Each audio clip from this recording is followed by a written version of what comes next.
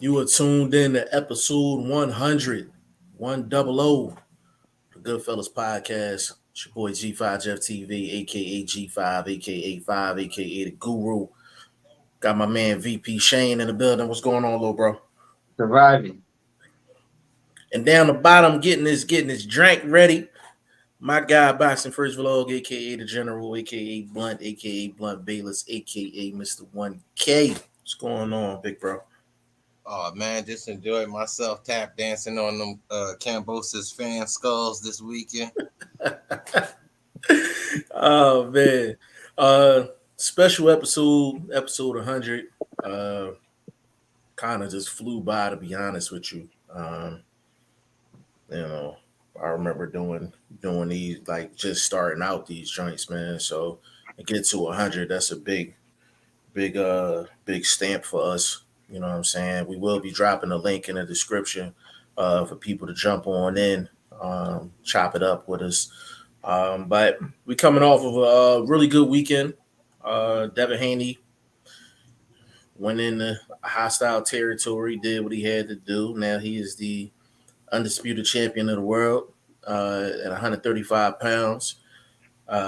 Cool boy Scooter, Stephen Fulton cruised to a decision over Danny Roman.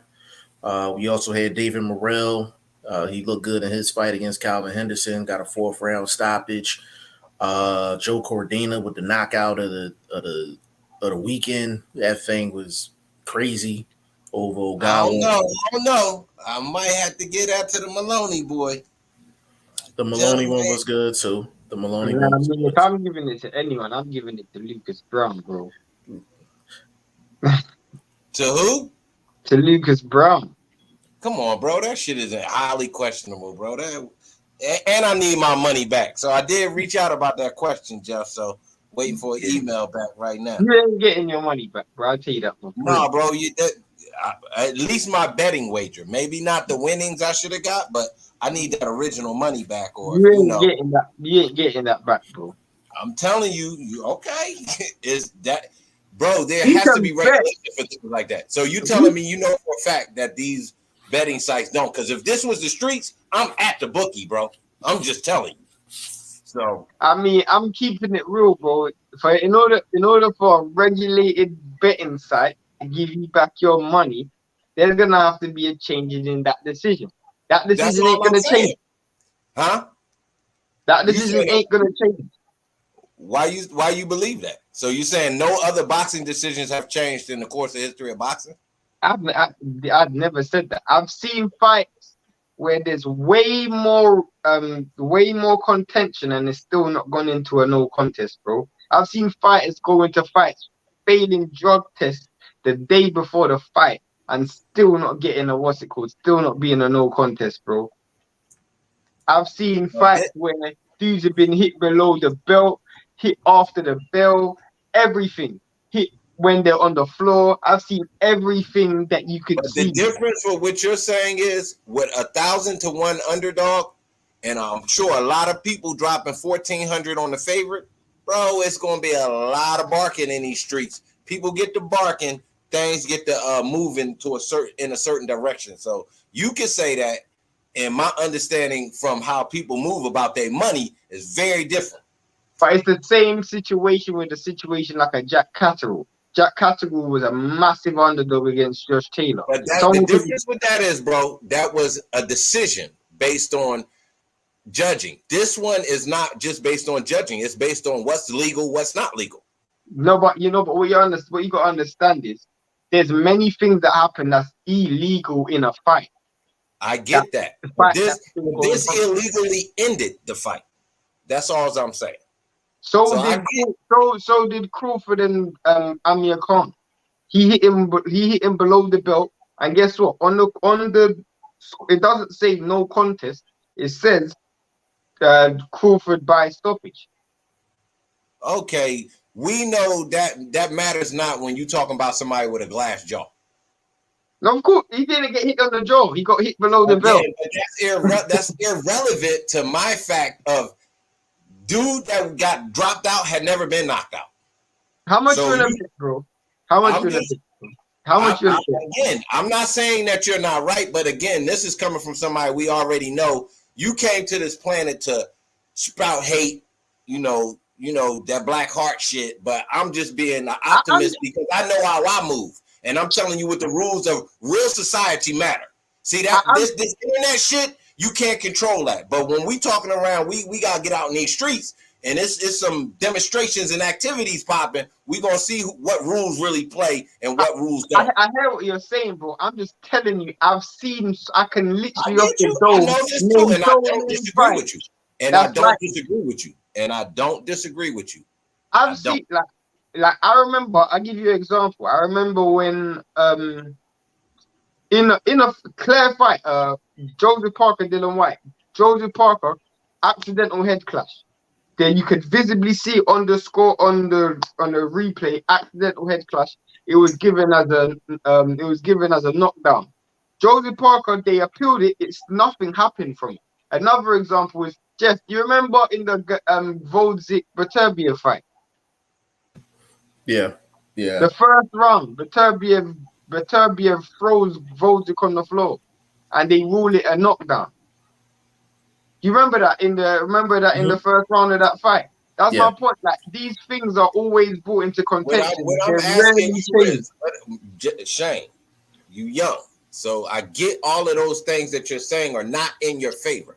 But what I'm asking you is, do you know for a fact that bookies, once they get an official ruling on a particular past contest, won't hand back your betting wager?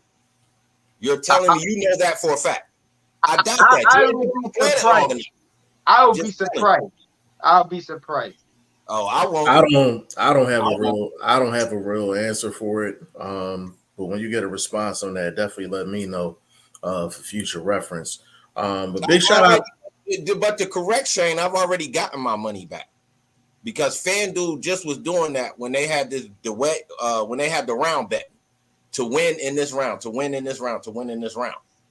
You bet on every round, they take your money. And then they say, well, oh, you misunderstood what we were saying. Like the fight, had to be ended in that round, not that the person is just going to win the round. You see what I'm saying? So the way they wordplay shit is just the society we live in. So you got to be able to wiggle around that wordplay and make sure you 10 toes down on your position. That's all. Facts. I don't want to be the bearer of bad news, so you can just get through these comments. I will be. It's not a bad news. You're just a hater, bro. You like the Grim Reaper in a blue hoodie. No, bro. Bro, I'll tell you something. I'll tell you something that happened with me. I didn't accumulate. I won every fight on the card. I won every fight. I think I was supposed to win 300-400 when I bet on this. One fight ended up as a no contest. The whole parlay was finished. One fight ended up as a no contest. But that's where you gotta understand betting rules. If one fight ended up as a no contest, that basically downgrades your parlay from whatever number to the lowest amount number. They still gotta pay you, bro. Yeah, of course they gotta pay. Of course they gotta pay me. But this is my point. My fight, the fight who I won, had originally won the fight, and then it got turned into a no contest. You see my point? So I still didn't end up with any money. I still end up with the no contest result. You see my point? Well, it just depends. Was that recent? Was that recent? This was 2019. Yeah. So basically, if you got a 6-bet parlay and one of your joints is a no contest, and everything else wins, it just goes from a 6-team to a 5-team parlay, and you win the 5-team parlay. Yeah, I know. Yeah. Big shout out to Adrian in the building. He said, "What's up, fellas? What's up with you, family?" Adrian, anyone in the comment section, if you guys want to jump on, the links in the description. Burt Wood, my OG in the building, man. Big shout out to Burt Wood. Said, Shane, do you believe you can't teach an old dog new tricks? Robert Garcia announces he's training Anthony Joshua versus Usyk. No, I don't. I think you can teach an old dog new tricks, but you teach them new tricks using their old attributes. I think you can teach a old dog a new trick or two. but I think there's definitely a limit.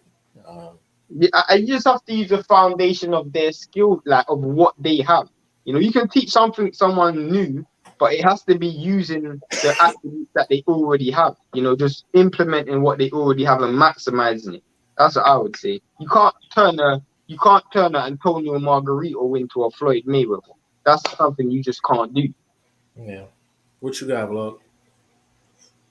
Neither one of y'all are wrong. Like you said, it just depends on what your natural ability is compared to the task that needs to be learned. They got to coincide, and the trainer has to be able to gauge what this dude can learn and what he can't. But in terms of what's it called, Robert Garcia, he's not a great coach, so I don't expect anything great.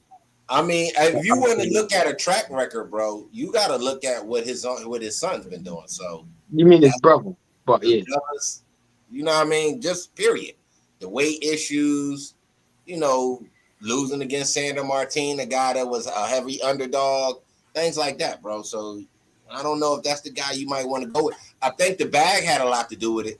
They wasn't chunking over no serious bag, and they were getting a recognizable name. So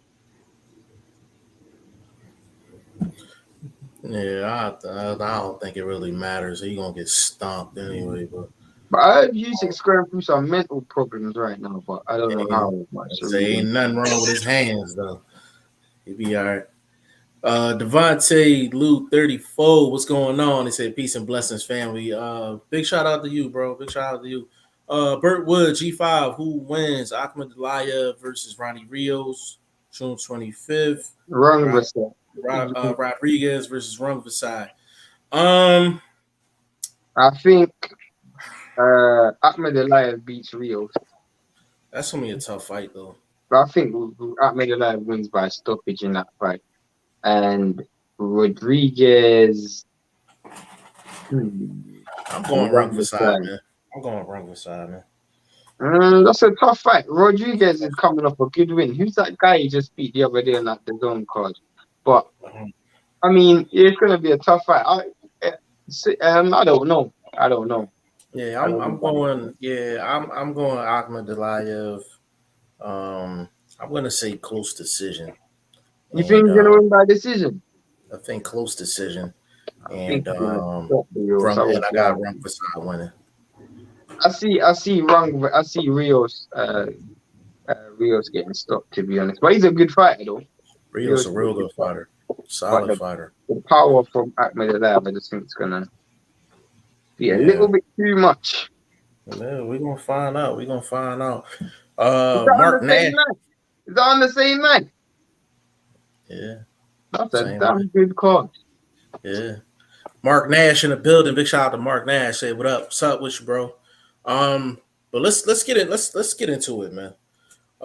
Devin Haney went in, got a unanimous decision, walked out of there with all the belts, all the major sanctioning bodies, the Ring Magazine belt, the franchise belt, the gmail.com belt, all them belts. They got them all. You know what I'm saying? They got them all. And what I want to do is I want to start with Blunt first and really just get your overall take on just the fight and just Devin Haney just right now after what you're saying Saturday. Bro, you on mute, baby. You on mute. I've been trying to tell y'all about this dude. I've been had him on my pound for pound list. So I can't really add too much. The proof is in the pudding. We already was telling cats that, Kambosos, I'll go back to the numbers. He probably should have been a bigger favorite, more closer to 600. You know what I mean? They had him down in the 1-2, but I think that was just to actually get some money on him too. You know what I mean? Because maybe if he's too high, you probably chase people off the favorite. So I thought the 180, the -190 was where they wanted to be reasonably to actually, get some bets, because he should have been 800, -800, or -750 or something like that. So anyway, but like I said, man, pound for pound, got him in number 2. Check out the IG. You see the top 5 list. I did a little homework with it. I ain't gonna lie, it was all black before I talked to the little bro yesterday. Sunday Conversations. Check that out on the channel. So I got Inoue in at 4, and I got again at 5. I was talking to young nephew Chris G, on the IG chat, and he was telling me Usyk should be number 1. And his reasons were older reasons. You talking about, cruiserweight and accomplishments. I see you on a 2-fight heavyweight run, bro. I can't be impressed, bro. I'm not taking away from your skills, but just because you got them straps, that was the easiest route. Similar to a Canelo route, you know what I mean, on that European tour. So it's not really, gritty in them streets like that. You know what I mean? There ain't a whole lot of, resistance. So that's not taken away from his skills. So, and it's a compliment. So I got him in at number 5. I don't know, bro. But again, back there, definitely pound for pound, 1, 2, should be no less than 3 on anybody's list. If so, got to question your list. That's all. I'm glad you said that. I'm glad you said that because he ain't even in my top 5. So I'm glad you said that. I respect your list though, because I know where it's coming from. I know what you mean. Me and Jeff was. What's your list again? What's your list again? Hey, if you supported your teammates the way you supposed to, man, I'm not trying to hear that shit, man. Give me your top 5 on camera, nigga.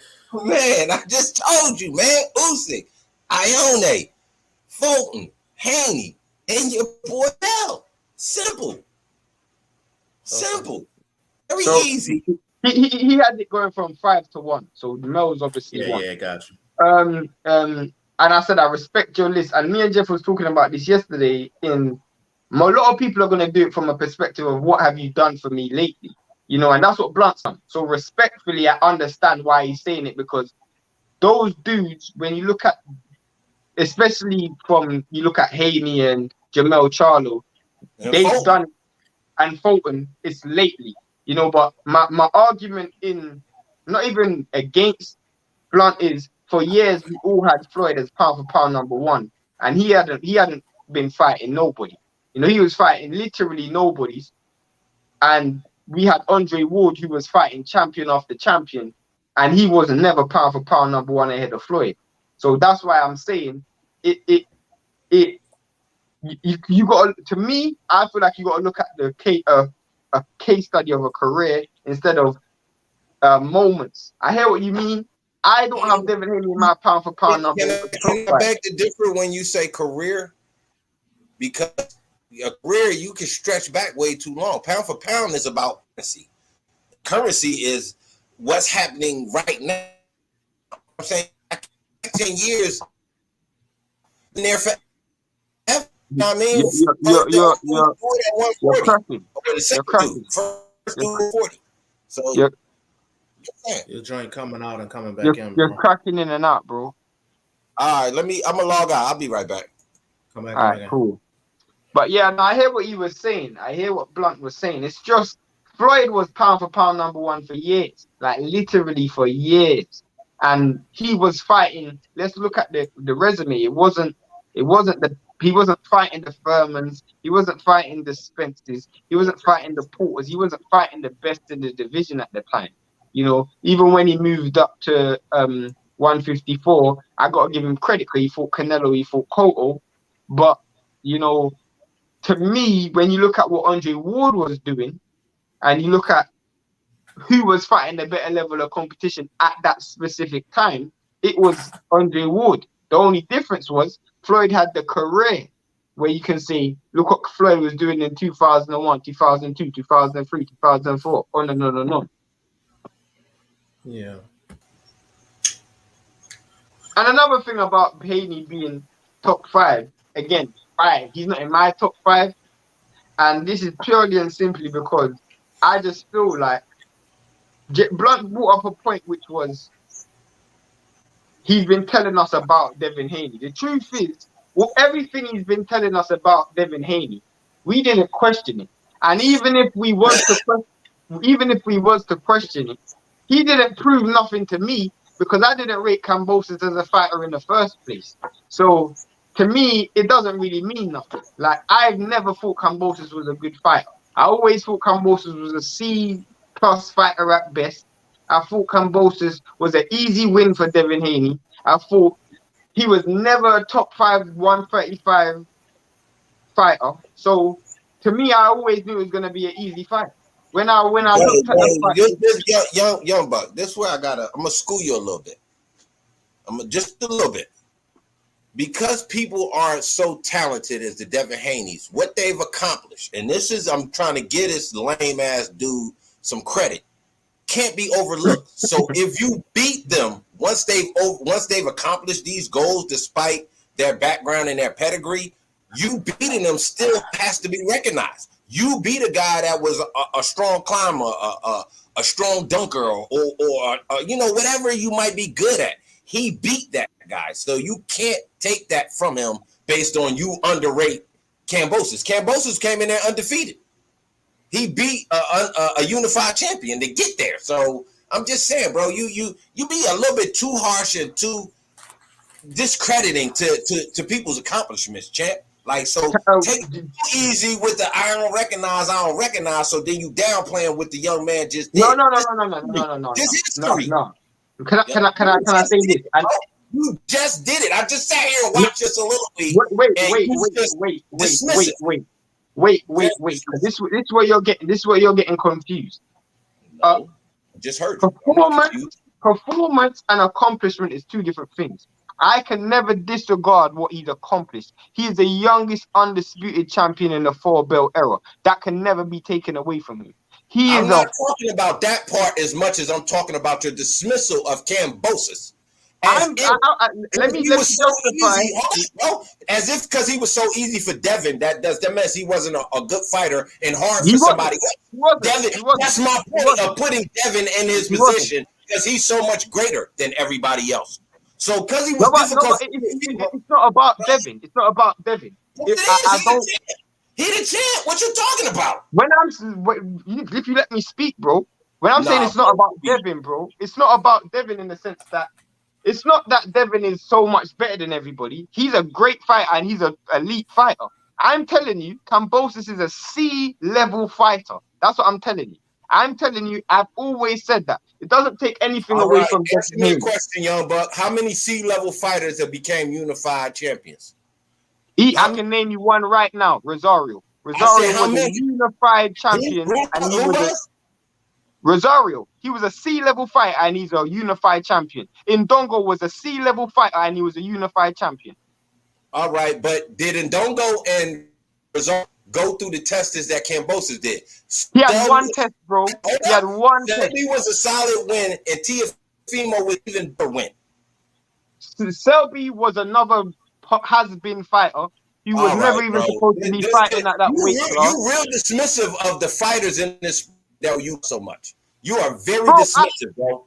Very dismissive. I was saying it before the fight, bro. I don't think Kambosos is a good fighter. I've never thought he was a good fighter. I've never thought he was. If this is the thing, when I look at 135, I look at Tank, I look at Devin, I look at Lomachenko, and I'm thinking Ryan Garcia. I'm looking at these dudes and I'm thinking these dudes are the standard. These dudes are the pinnacle of the division. Pinnacle. I can't look at Kambosos and put him in that category. What I'm saying is Devin Haney put a shutout. You can't take anything away from that performance. There's nothing more Devin Haney could have done to get any more credit. He done everything right. He put a flawless performance. I'm just telling you that when I'm looking at it, I'm not going to look at the situation like he just fought Prime Floyd. He fought Kambosos. I picked him to beat Kambosos 11-1, 10-2 before the fight even started. I picked him to beat him 11-1, 10-2 before the fight even started because Kambosos is not a good fighter. And I was saying it before the fight even started.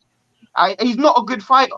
And when we talk about Teofimo Lopez, the truth is he beat Teofimo Lopez. That's cool. And you can have a good night and your opponent can have an off night. I've seen it before numerous times. The truth is, look at the consistency of this dude's career. Outside of Teofimo Lopez win, he's been mediocre. And I guarantee you this, Kambosos won't achieve nothing for the rest of his career in terms of world champion, bro. In terms of becoming a world champion. Because he's not good enough. That's the truth. He is not good enough. And that's my point, bro. Keep Jeff. Man, You want to bro, respond listening to that, listening to you almost makes, if you they didn't know I do, people would think you don't like boxing. It's like, yo, bro, you are, I mean, past, like, you sub-zero, nigga. You ain't even regular code. You sub-zero, my dude. Like, Is he a good fighter? Is Kambosos a good fighter? You said C, I'm gonna give him a B minus, bro. Overachiever. You gotta credit a guy that's hard, that you gotta make him lose. And Devin made him lose. To me, that's more credit to Devin. Because if you look at that fight, if you look at that fight, you can honestly say Kambosos didn't quit, bro.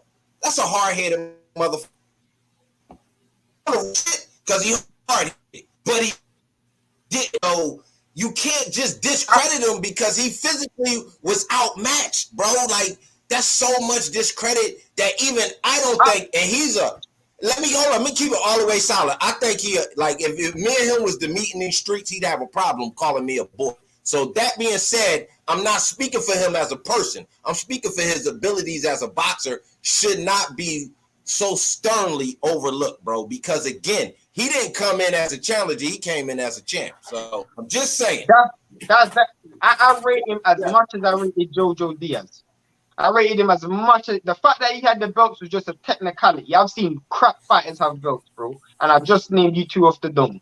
I've seen crap fighters have multiple belts, bro. Multiple belts. I was told by Blunt to go support. So I went on to your Instagram, good brother. Where is Spence and Crawford in your pound for pound? Because I don't see him in your top 5.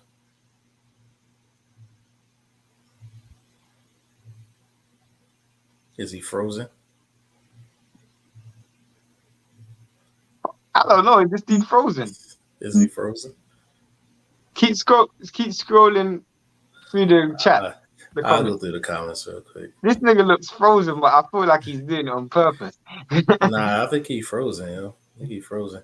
Burt Wood, quote by Fulton. Stephen Fulton puts Inoue on notice. It's only a matter of time. I mean, if Inoue beats, Inoue beats Donaire, he moves up, innit? Yeah, he moves up.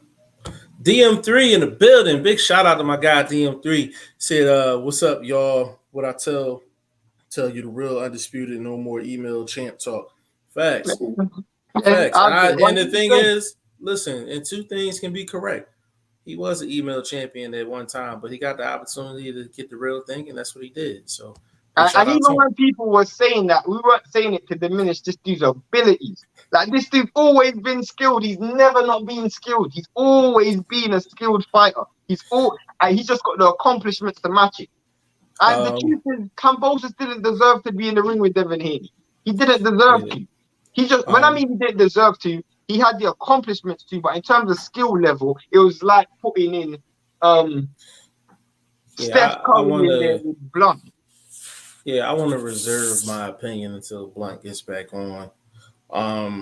Anthony Jones in the building. Big shout out to Anthony Jones. Said take Inoue off who he beat compared to Earl competition. Click the link in the chat, and I wanna get at you at that one, because the truth is, you just said something I find so funny. In fact, I can say it right now, and I'm gonna hope I trigger some Errol Spence fans. Errol Spence is in my top 5, and I heard someone talk about Errol Spence's resume. You know the funniest thing? Errol Spence's resume has his best win is Sean Porter. Errol Spence has never beaten the best in his division. So whilst I give Errol Spence credit and he's in my top 5, he's never beaten the best competition in his division, whereas Inoue has. So therefore, I have to put Inoue. Do I put Inoue ahead of Errol Spence? It's close. It's real close.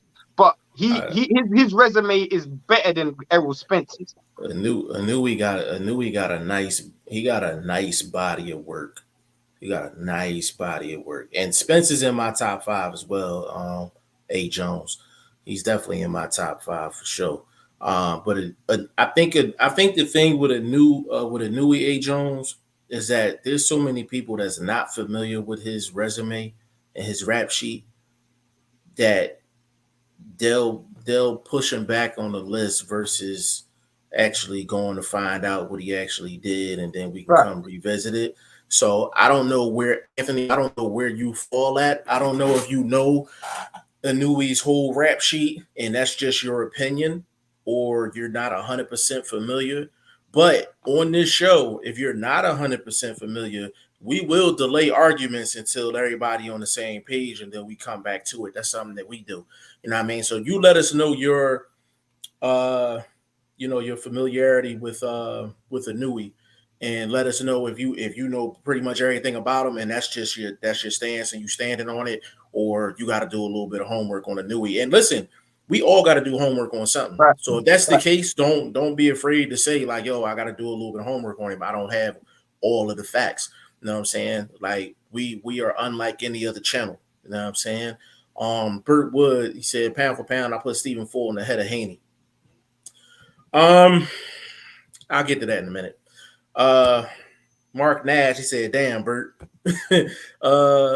AI in the building. He said, salute to you. Chris G said, Mr. McLaren is on point. On point with what? Yeah, you have to be specific. It's my boxing son, Chris G. In the building. I'm still not disagreeing with what Blunt's saying. I do agree that Devin Haney should get all the credit. I'm just telling you that Kambosos isn't a good fight. And I'm not saying it after the fact neither. I was saying it before the fight. Yeah, facts. My guy Bruce in the building, man. Salute my brothers. Big shout out to you, bro. I gotta hit you up too, man. Big shout out to you. Chris G. Kambosos is a solid B. It was a bad style matchup for him with Devin. Why is he a solid B? Why is he a solid B? I just want to know, what do you see in this dude that makes him a solid B? I don't know if Blunt's gonna be able to get back on, but he's a C+ fighter that had an A+ performance with help against Teofimo. That's how I see it. That's my personal opinion. Like I probably, even though he was the unified champion, probably off the dome, I could probably name 10 guys at 135 that I would take in a head-to-head over Kambosos. Yeah, and do you know the worst thing? I want to ask every fan right now, name me one thing, just one thing that Kambosos does that's almost elite. That's almost elite. He's not elite, just one attribute that he has that's almost elite. Let me get a mic check with my mans real quick. Mic check. Man, I can hear you, bro. All right, sound raggedy ass internet, man. No, you straight. So I wanted to Blunt,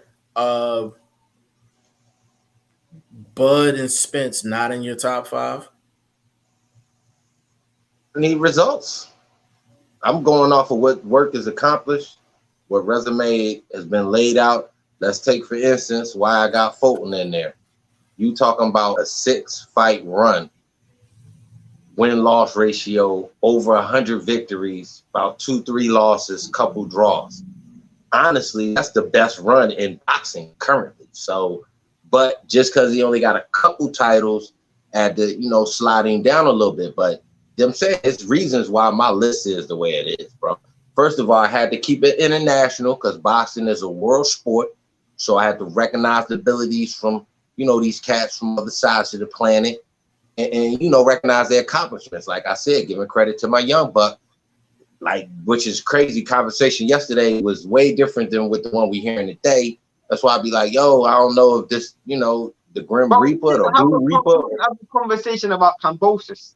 I'm agreeing with everything you said, even your pound for pound list. I understand because it's what have you done for me lately. I get it. I 100% understand. I can't disagree with that.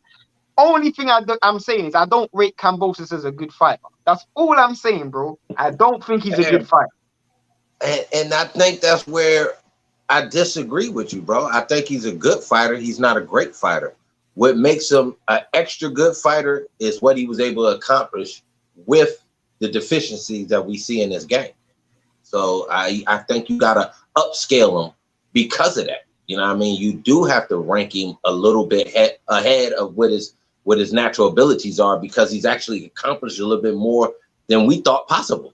So, you know what I mean? Because I didn't have him beating Teofimo Lopez, despite the layoff and all of that. Yeah. Let me run through the rest of these real quick. Davidian, what's going on, bro? He said, hey, my boxing brothers, Devin Haney by Masterclass. I'm gonna Davidian, I'm gonna get to that in a second because I actually want to speak on that. Mark Nash, he said, bro was frozen. Yeah, you was frozen. You was ice frozen, bro. We got it fixed up and all that good stuff. Bruce, he said, Mark Nash, salute my brother, peace to you. Chris G, I thought Fulton lost to Figueroa. Close fight. It was a close fight, definitely. Devontae, yo fam, can you speak on why ESPN have a hard time giving Haney Undisputed, Max Kellerman hating like hell? Can I touch on that before I get into the next comment? So, bro, Devontae, let me explain something to you real quick. Now, on here, this community, and this is no disrespect. There's no disrespect, but we don't really acknowledge the ESPNs of the world, especially ESPN.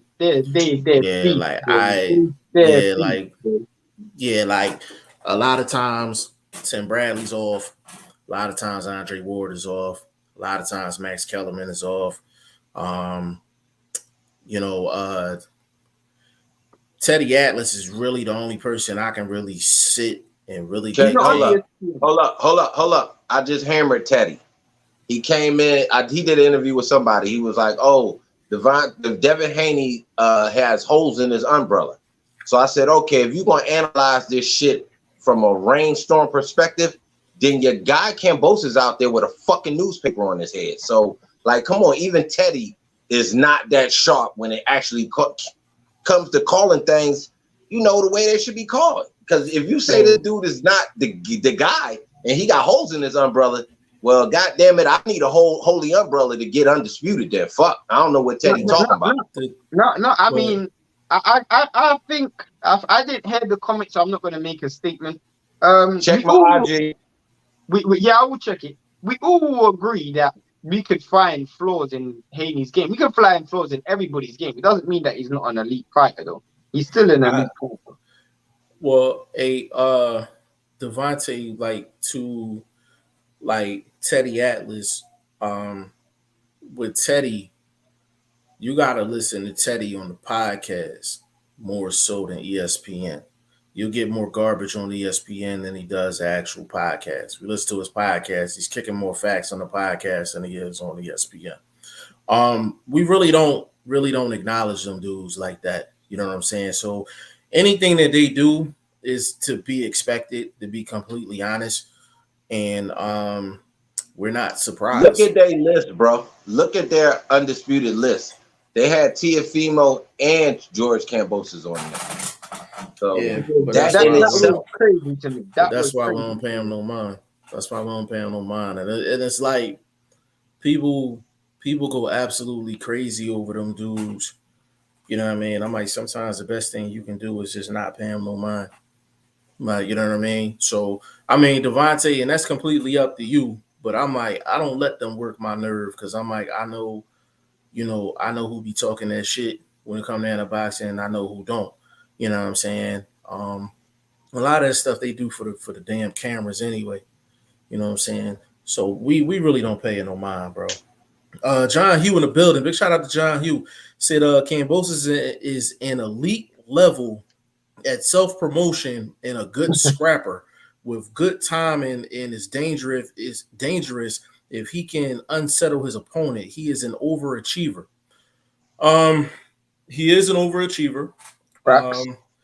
And John Hugh Cambosos is a C+ fighter that had an A+ performance with help against Teofimo.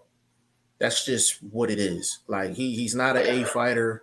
He's not a B fighter. I'm giving him C+ because he beat Teofimo. To be honest with you, he has C to C- actual physical talent.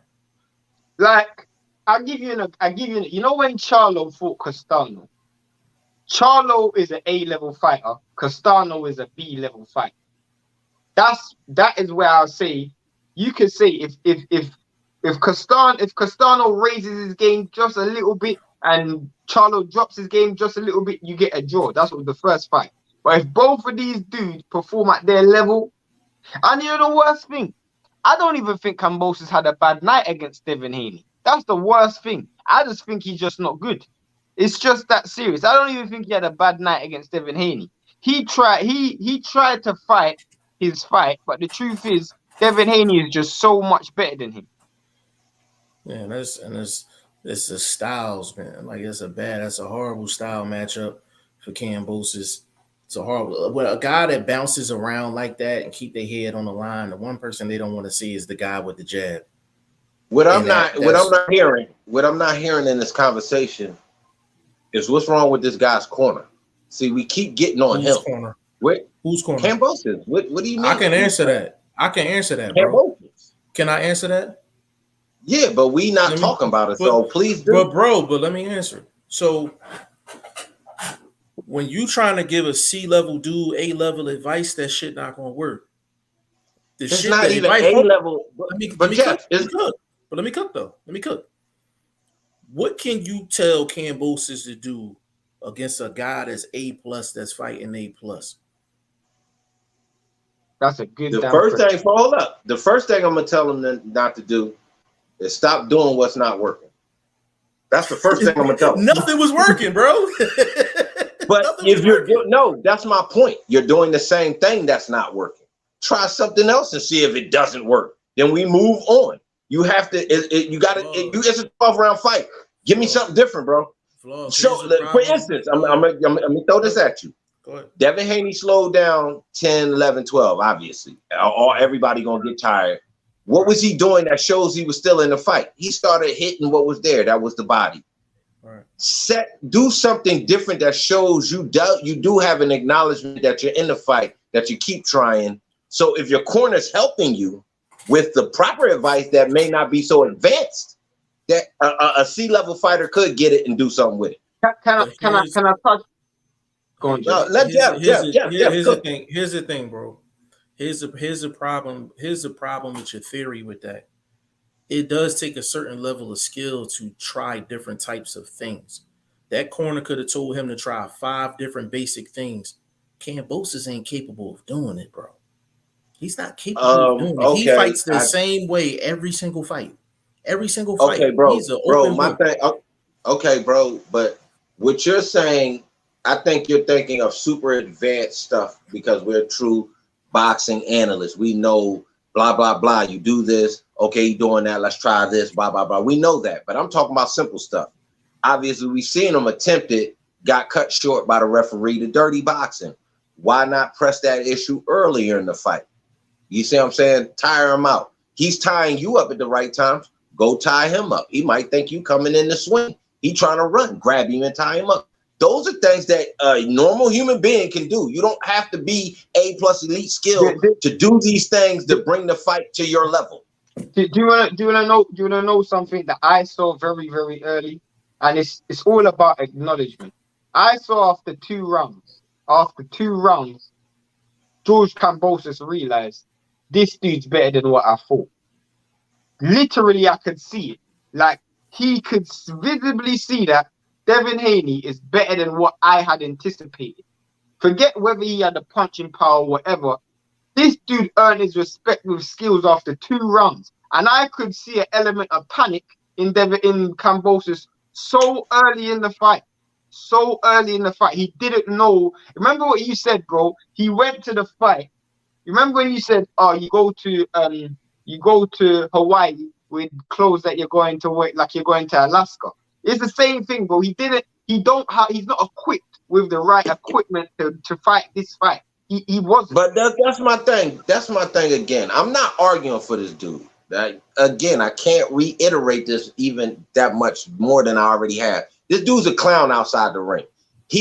Jeff came up with the statement, went from ashy to classy. This motherfucker went from ashy to classy. He was like, God damn it, who is he? Conor McGregor? Like, oh my God, you got you know what I mean? You got the 12 proper vodka crack. I mean, the the sky's cracking now. Like, oh, I didn't know you was doing it like that. So anyway, he's that guy. He showed that in the media that he's a real clown. You know what I mean? Blah blah blah. That being said, when you need to do things to bring the fight to your level, it doesn't take an A+ mentality.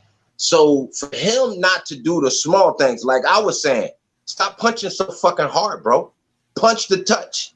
Stop punching the hurt. He was loading up like with the 357 as if it only had one bullet in the gun. You know what I mean? Like, I gotta bang this shit. Like, bro, that's where you going wrong. Touch him. Slap him on his way out the door with a little shot.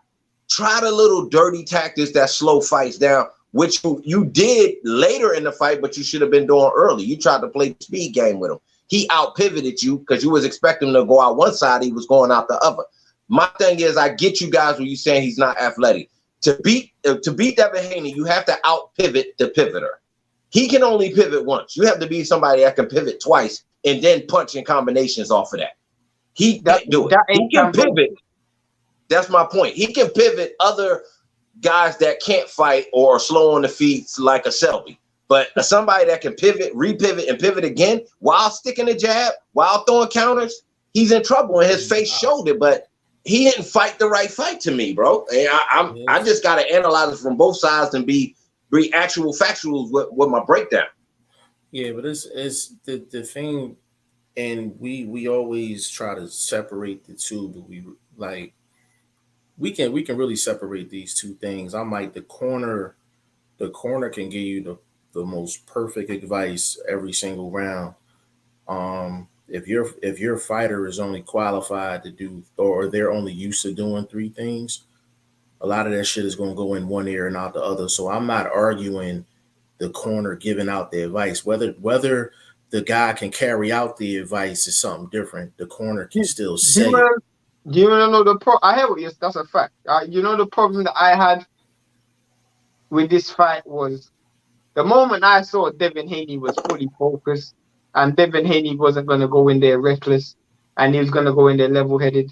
I would have bet my house and home and my clothes on my back that this dude was going to win. Because in order for Kambosos to have any chance, Devin Haney would have to throw in a bad performance. Once I realized this dude was cooking, bro, he had to get out of that kitchen because the steam was too heavy for this dude. He's just not good enough. And I feel like it's unfair because we're just asking a dude. That's like me playing basketball with Steph Curry. I can't do it. I can't beat him at basket. I can't do it. No matter how hard I try, I can give my best. I just can't do it. And Kambosos gave his best. He's just not a good fighter. And I feel like it's unfair to ask a C-level fighter to beat an A-level fighter when an A-level fighter is fighting at that A level. Let me add on. So you even go back to the Teofimo fight, and this for the people that's like, hey, look at his performance at Teofimo. Mind you, he had a whole year to prepare for one guy, one style, and to be honest with you, he didn't even adjust in that fight. And he almost just gave him help. Yeah, Teofimo just gave him help. So Teofimo almost he stopped him. He dropped him and almost stopped him in that 10th round, bro. He was fighting for his life, and that was the worst Teofimo Lopez I've seen in my life. Yeah, I just don't think Kambosos got too many tools in the toolbox, man. So it's just I don't think that. I think on Kambosos' best night against Haney, he wins 3 rounds. At his best, he wins 3 rounds, like 3 legit rounds. I don't think he's limited. Bro, I'm just telling you, if I'm in his corner and I'm knowing everything that we're saying, because you have to be able to graze over the landscape and see how to move, so to speak. So this is about strategy. It's about reinforcement of understanding of this is the way we got to attack this fight. This ain't about trying to be pretty. This ain't about the fanfare. This about maintaining our titles. So to maintain our titles, we got the home field advantage. If we switch the style of the fight, we're going to get that look that we end up getting based on the scorecards any fucking way. So knowing all of these facts, you fight a different fight. You don't outpower a sharp guy.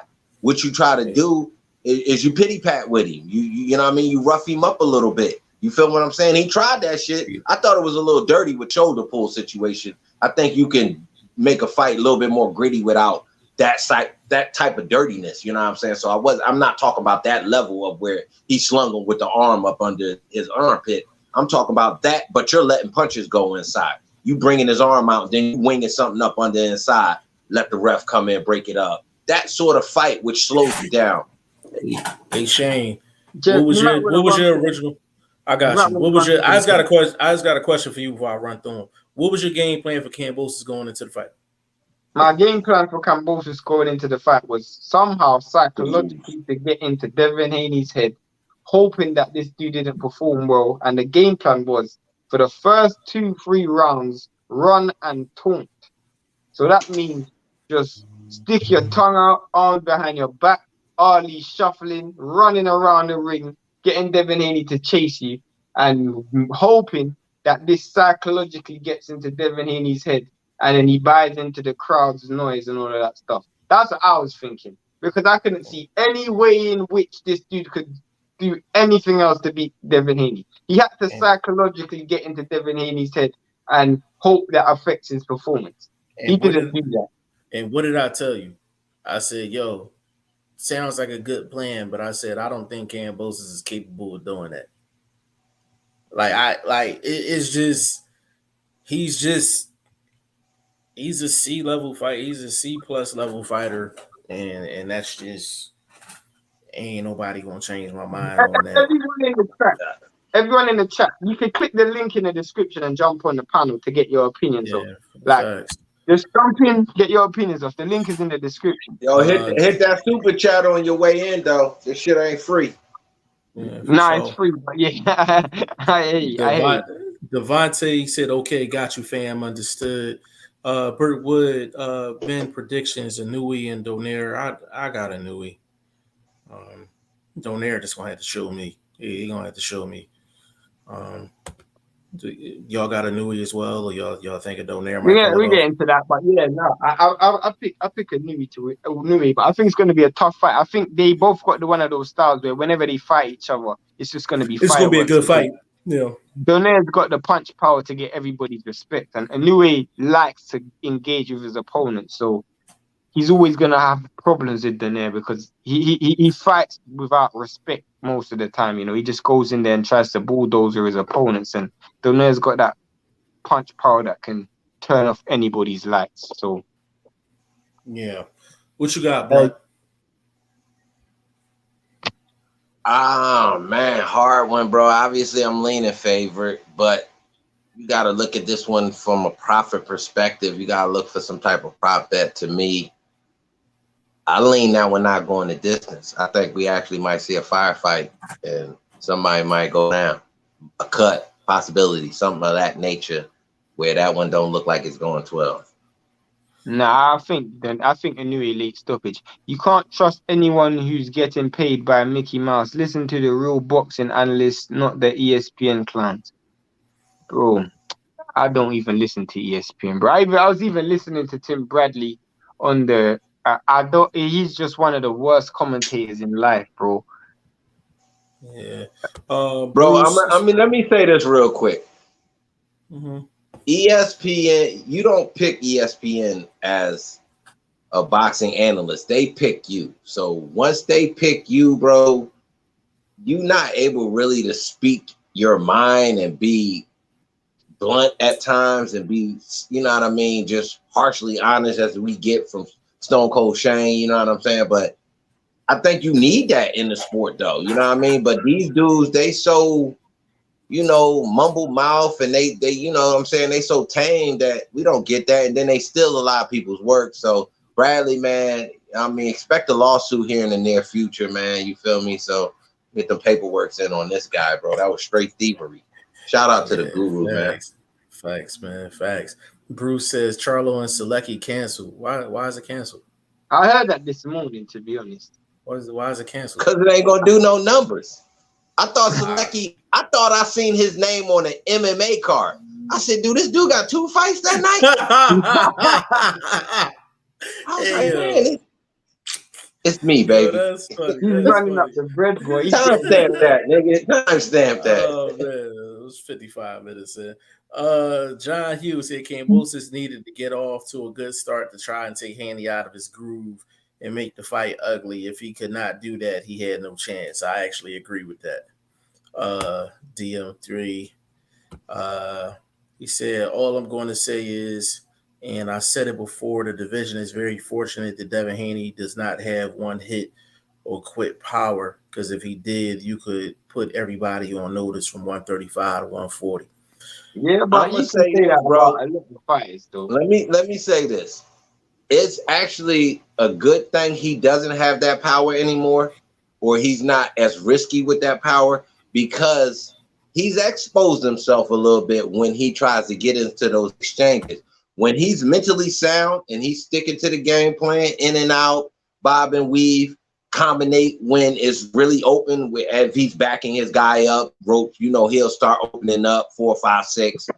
That's when he's his best. If he gets to trying to prove himself to the fans and even to himself at times, and that's with danger. So I think the decrease in the shoulder injury, I think that actually helped him out to maintain the craft of boxing and not get into these fan-friendly slug fights that could be dangerous for your, your future, for the bag too. You know what I mean? You're on mute, bro. What you got on that, bro? What you got on that? No, I mean, I don't really look at ifs and buts, because the truth is, like, if Wilder could box, he'd be the best fighter in history. I don't think his punching power has much of an effect on his ability as a fighter. I understand what people are saying. I just feel like every fighter has limitations. There's not a fighter on this planet you can put in front of me, and I'll be able to give you pros and cons on any fighter. Any fighter I can give you pros and cons, and that's just one of the few, because he doesn't have many cons. But that's one of the human, bro. That's what keeps us from being gods. That we imperfect, bro. So exactly. You know what I mean? Yeah, it's just part of the sport that these dudes not perfect. But if you look at the lack of power, is actually a positive to his IQ, to his acumen. You see what I'm saying? Lack of power is Devin Haney's problem. I don't think lack of power is Devin Haney's problem. No, that's what I'm saying. It's not. No, listen to me, Shane. It's not a problem. It's actually something that served him well, because now he gets to concentrate on the X's and O's and really, the chess game of boxing. How to stay sharp, how to keep accepting only 8 punches around. You feel what I'm saying? Can I tell you something that Devin Haney does real bad that I really, really want to see him iron out? Not even real bad, but it's a thing that you don't want to be doing as a fighter.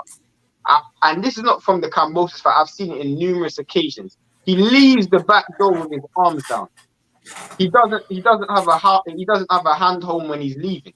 So after he's got his work done, you see these dudes land a big swing. Sometimes he ducks it, sometimes he pushes back. When he pushes back, his hands are away from his face. If you got a dude like a Tank Davis, or someone who's got, or even a Ryan Garcia who's similar dimensions to you, you could easily get clipped. So it's a part of his game that I'd probably like to correct, because he actually does it pretty often. Everybody has flaws, and that's a flaw that he has. Well, usually guys that have an athletic style, 9 out of 10 of them is leaving out the back door without a hand near their face. But Shane, the defense. Listen, though, guys like Haney and the Floyds and the Purnells, their defense isn't the hand. Their defense is anticipation. So at times your anticipation can be off. Doesn't mean you're not being defensively sound. You see what I'm saying? It's just.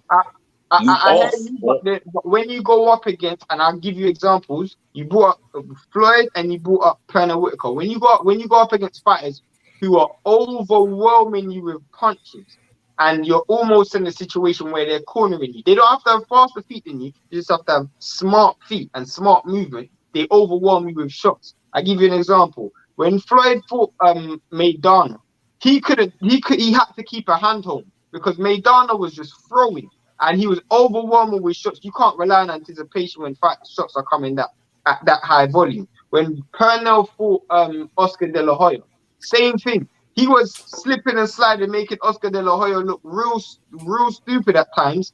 But there's too much shots coming. So yeah, he might make him miss 10, but he's landing 10. So you see my point? Like you literally have to. That's a part of your game that I would personally try to iron out. When I see Shakur, that's a mistake that Shakur don't make, for example. Yeah, well, the thing but see, you got to look at the difference in their styles too. Shakur's style is not as athletic as Devin Haney's style. Devin Haney relies on his athleticism when it comes down to a lot of things. His athleticism actually gets his jab off. And jab is also an offensive weapon, but it's a defensive weapon too, and it's a rangefinder. So the reason why he can get away with those looping shots when he's leaving out the back door with his hands down is because of number one, the jab, number two, the distance, number three, the timing. So the guy is always missing by this much though. But would he have that advantage if he's fighting someone who's got same arm length as him? I'll answer it this way. I think Devin Haney's smart enough to make the adjustment in a situation like that. I hope so. And I believe in him, so I'll say yes. But it's still I think he's smart enough. If I was a Ryan Garcia and I was formulating a game plan, I would say that's something that I'll be looking to exploit because I got similar arm length, similar range and reach. I'll be looking to exploit that. If you see that these fighters are young and yet intelligent, and they still sponge in game, we seen growth in Ryan Garcia. What happened to him in the Campbell fight? He got clipped for the back doors, going straight out, head up on the line. What happened and what we seen a little bit of improvement in the Tagu fight, we saw that hand up. Even if he was still straight up like a giraffe, the hand was there though, as he was trying to go back out the back door. So I think we can see some improvement with these guys. Why? Because they still have youth on their side, bro. And there was and Blunt, that's a good point too, man. Because there was some what a lot of people don't do is a lot of people don't look for they look for the wholesale changes. We're looking for the subtle changes. So I think Ryan Garcia is always going to have his head up like a giraffe. I don't think he's ever going to be a guy that gets his head off. Main reason why you need that hand there. That's why you need that. That's why you need that hand up. So he kept his hand up. You almost seen him trying to do like a version of a shoulder roll, but it was to compensate the fact that his head is 1230. His head is 1230. You know what I'm saying? But but working with a guy like Joe Goosen for multiple camps, expect for Ryan Garcia to show those subtle improvements in the fundamental department. So he gets his fundamentals. I'm not 100% sure about but that. If he's gonna, but Shane, if he's going to, Joe Goosen would be the type guy to get it out of him. So if he's not doing it, sure about that. But that's you're not. But see, but you're cold. Take it easy, bro. Shoot your shot, Jeff. But you're talking about you have doubts in the fighter. No, I'm having doubt. I'm talking about. Hold on, real quick. You talking about Shane? What you're doing right now? What you're doing right now, Shane. What you're doing right now is you're fouling somebody that's already at the foul line, taking a free throw shot. So take it easy. Hey Shane. No, but so you don't like Goose. You don't like Goosen. You don't like Goosen. I think Goosen's a top coach. I'm just talking about this. It's just like there's styles make fights. I feel like Joe Goosen hasn't shown me. He hasn't shown me as a coach that he fixes hand placement. I haven't seen it. You have to show me where Joe Goosen has shown that he's fixed hand placement. But you've seen the start. You've seen the start of it in Brian Garcia's first fight. Go back and watch it. No, go back and watch it. I saw him fight a dude that ran a whole fight. That's what I saw. I didn't see enough for me. Bro, can we move on? Because he about to aggravate the shit out of me right now, bro. He like, all right, but it's like I said, it's subtle. You never seen that whole fight. You didn't see Tagu actually launch any wide hooks because, to be honest with you, Ryan Garcia didn't give him an opportunity to. Because a lot of the times he was standing straight up, but he was looking like this. He was answering the phone call. He was answering exactly the vlog. Am I right? So that right there is an improvement. That is an improvement, bro. It's a start. It's a start. And this what his first 3 weeks with this dude Goosen? His first camp. I think we can see some more subtleties. Whereas though maybe he'll be elevated on the list of the Grim Reaper of boxing, Stone Cold Shane. Like I'm not saying that. I'm Joe Goosen's a good coach. I'm just saying I haven't seen it when I look at the repertoire of him as a coach. I don't remember seeing this dude fixing hand placement. But let's go for the coach. You gotta factor in who is Joe Goosen had that needed that type of repair. That's why I'm not giving credit without seeing it. That's why that's the point. Joe Goosen is like been a bridge trainer. He's been a guy that get these youngsters, tune them up a little bit, 3, 4 fights. Next thing you know, they're kind of moving on from one gym, going up into another platform, things like that. I don't think Joe Goosen's been that sort of lifer type of coach that's really a molder. You know what I mean? He seems to be a bridge type of trainer. But if he's in a situation where, you know, there's a money sort of connection where you got a fighter that's got the bag behind him, I might be able to sit down with this guy. You know what I mean? It's not a building process. It's just a tuning up, a cleaning up process. I do believe that sort of connection will work. Yeah, it's a wait and see thing, man. It's definitely a wait and see thing. YSM in the building. Big shout out to YSM. Said Cambosis is who we thought he was, an average fighter. Yeah, facts. You got a super chat in there as well. $2 super chat from my man Millie. He said, y'all going live at 5:30 a.m. I will not be on at 5:30 a.m. Does the main event start at 5:30 a.m.? If it starts at like 7, possibly. If it starts at 7, possibly. Well, I wish I could. The card is 3 fights. The card start at 2:30. Okay. So probably not. It may not. You know what I mean? A couple lopsided joints on there based on numbers.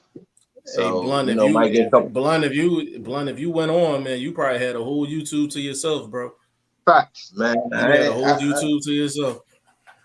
I don't know. We'll see. If I was home, I would have been on. Trust me. Burt Wood, I don't want to see a rematch.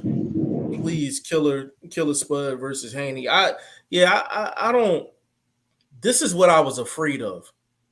Like, we was gonna get a blowout, and then we was gonna have to deal with the rematch. But I hope they get it done as soon as possible. That's the only thing I can really say, Bert. Ryan Sizzle in the building. Big shout out to you, family. He said nobody beats Devin Haney. Let's be honest. I mean, Tank Davis has a good chance of beating him, but I won't say he does. But Tank Davis is a good chance. Ryan Garcia has a good chance. There's a couple names out there, bro, and you can't figure. Hold on. It's a couple fringe contenders that on that platform, if he stays around long enough, he might have to run into these guys. So I'm just saying. And we talking about Keyshawn Davis. I'm just saying. You love yourself, Keyshawn.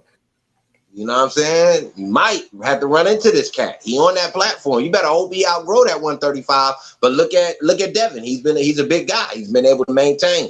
You know what I mean? Another shout out to Chris G, where we was talking about, you know, that pound for pound thing. And I was like, well, damn, you mad because guys stay in that division for X amount of time. I think that's a credit. That's a salute to them that they got self-discipline. They able to not get outside their weight range when it comes to training and getting back into a fight weight. So, you know what I mean? Some guys is forced to grow. Another thing is, bro, I'm being real. I'll say something that you guys probably would disagree with. If Shakur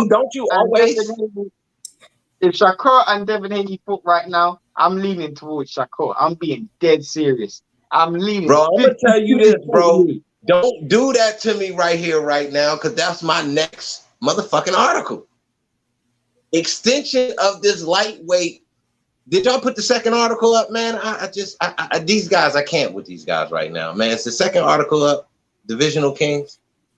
I did my part. You said it to me, but I've been so busy today, boy. I swear. Okay, well, Shane is he ahead of me, but he not allowing me to keep up with him because I'm doing It's the not got actual nothing written to do work. with that, bro. Jeff will tell you what I've been. Today's been a long day for me, bro.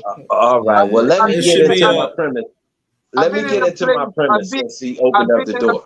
I've been in a place you're very familiar with. The trap. The trap. He on the soil. He was in the place if you get caught in the trap. Oh well, no, I don't do that, baby. you know we don't do that, baby. Nah, I got jury service this week, bro. So it's been crazy. Oh yeah, you around them people, you can't even be yourself. He in there shuffle footing and shit, talking about yes sir boss and all that shit. Oh man, go ahead, Black. Go ahead, man. Hey, but like I was saying though, man, that's part 3, bro. That champion versus champion situation based on that platform. Both these guys having big names, big marquee positions on Top Rank, ESPN. That's a mega fight. So actually, that'd have been the 3rd edition. Will be part of the story. Part 3, Divisional Kings. Look for it on G5DefTV.com. Absolutely. Part 2 should be out soon. Tomorrow. Devin Haney has the best jab in boxing. The world knows that him and Shakur will be a 2-fight deal. Can't wait. He beats Tank on point. I mean, that's a good question. Does Devin Haney have the best jab in boxing? Let's talk about it. No, I'm not going to say he does. There's too many jabs out there, bro. I mean, you got Stan Jonas. You know what I'm saying? Like, that jab was ridiculous. Haney's jab is better than Stan Jonas' jab. Haney's jab is not as strong as Stan Jonas' jab. Stan Jonas' jab is heavier. He's a bigger guy, bro. So you got to give him credit for throwing a stronger punch. Bro, but that's only one aspect of the jab, though. And let me tell you where you're wrong at, bro. I'm going to tell you exactly why Stan Jonas' jab is not better than Devin Haney's. Where does Stan Jonas stay all the time, bro? We talked about hold up. First of all, I never said it was better. I'm just saying that's the question. But before you make that answer, just flat out say yes, it's the best. You got to give up some names where you ranking. And I brought up Stan Jonas. He was the last guy to show us a very high. He won that fight because of the jab. Outside of that jab, he was in a dog fight. But this is the difference between Stan Jonas' jab and Haney's jab. Stan Jonas' jab is a really good jab because he scores with it. Haney's jab is good because he scores with it. He plays defense with it. He sets up angles with it and everything else with it. Stan Jonas don't do that. He only got 1 or 2 levels with his jab. Like Haney got like 4 or 5. Is his jab better than Spence? Hold on, let me say this too. Your jab has to be that good if you don't have the power to support what's coming behind it. Gotcha. Bro, yeah, but hold on. Shane, watch this scope. Hey, vlog, can you pull up a picture of Stan Jonas' face from the last fight, please? Again, I just said a name. You going to say I put Stan Jonas over him? I need you to reply to the comment I just made about why that jab is so good. Bro, wouldn't that jab need to be so diversified? So what's your stance on it? Is Stan Jonas' jab better than Haney's? That's the question. No, I don't think it is, but it's in the conversation. It's in the conversation. What about Errol Spence? That's my next question. I think Spence got not consistent enough with the jab. I don't think he's consistent enough. Who? Spence. It's not like he's just front foot jabbing through the whole fight. He throws it periodically. Periodically. Errol Spence. To me, Errol Spence jab. I'm struggling to think of a name that's got a better jab than that. He got the best jab. I think Boots got a better jab than Spence because Boots can jab from the hip. Spence can't jab from the hip. Spence can't jab from the hip. I'm gonna tell you counted over the top all day. I'll tell you why. I'll tell you one reason why I say I'm not saying Boots doesn't have a better jab, but I haven't seen enough. Is because for one, Boots is a fighter where because he's southpaw and orthodox, he can switch it up. And I haven't seen him in a situation where he's having to use the jab for different purposes. Every fight he's ever had, he's dictated the pace of the fight. So therefore, he's never fought an opponent who's forcing him to use the jab going backwards, forcing him to use the jab going forward, forcing him to use the jab on a southpaw orthodox, on a pivot, on a circle. Yeah, I haven't seen him in enough scenarios where, I'm not saying it's not better, but I haven't seen him in enough scenarios. I've seen Errol Spence in every scenario with that jab. Okay, my point to you in this, Boots, just like it's not seasoned salt. It's you put sugar in your salt, but you still throw it. So you understand what I'm talking about, bro? You crazy, bro.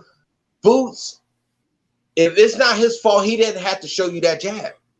Like in all of these different ways, the way Haney has to have showed Jeff this jab in all these forms. That's not Boots' fault. So that's not to say Boots' jab is not that good, just because he hasn't had to do it.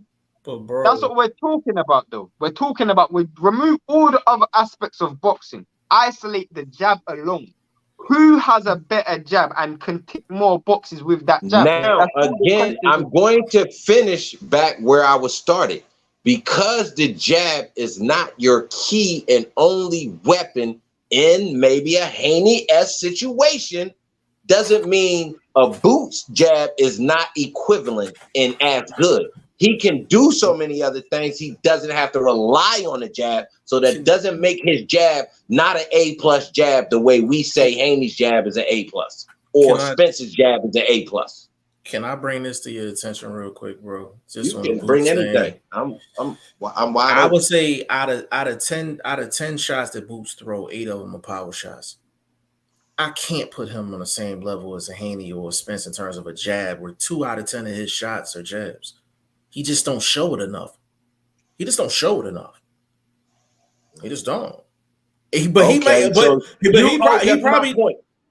But that's my point. You're equating him to a guy that has to show the jab. Because why? His backhand power is not the shot that's keeping these dudes off his ass. Right, but you're asking your basic, what you're doing, bro, is no, you're doing that. I never brought this up. You're doing that. I didn't. You brought Boots up. I ain't bring Boots up, bro. You brought him up. Oh, okay. So you brought up the jab scenario, bro. Listen, you can't. Hold on. Hey, vlog. A person can't shoot 2 for 4 for 3, and you call them the best 3-point shooter in the sport. We need volume. Okay, but my point being, you can't say you have the best jab in the game, and that's all you have.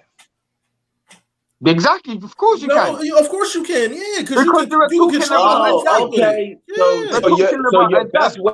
So your best weapon can be your only weapon, and that can be elevated over somebody that has that weapon plus a bunch of other shit.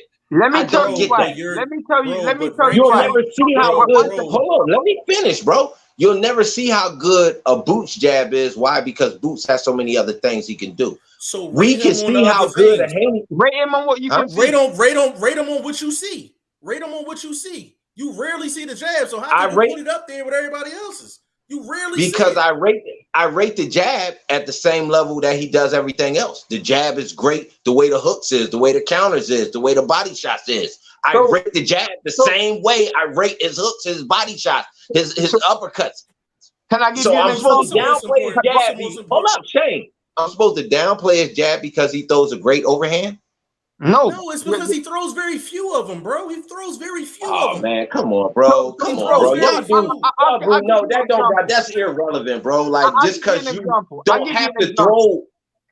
I'll give you an example. Wilder's main weapon was his right hand. That was his main weapon. And no matter who you put him up against, right hand for right hand, it does. I'm not gonna say Wilder doesn't have a good right hand because he doesn't throw a good uppercut. He doesn't have a good right hand because he doesn't throw a good check left hook. I'm not going to say now. Can I stop you? Can I counter you with this? Period. And I'm not going to say Boots doesn't have a top-rated jab because he doesn't have to use it all throughout a 12-round fight, a 10-round fight. He just hasn't used it in the same scenarios. Oh my God! I just shot you down, bro. I just shot both of y'all down, bro. But that's the point I'm trying to make. It's not about whether he has to use it or not. It's the fact that he doesn't.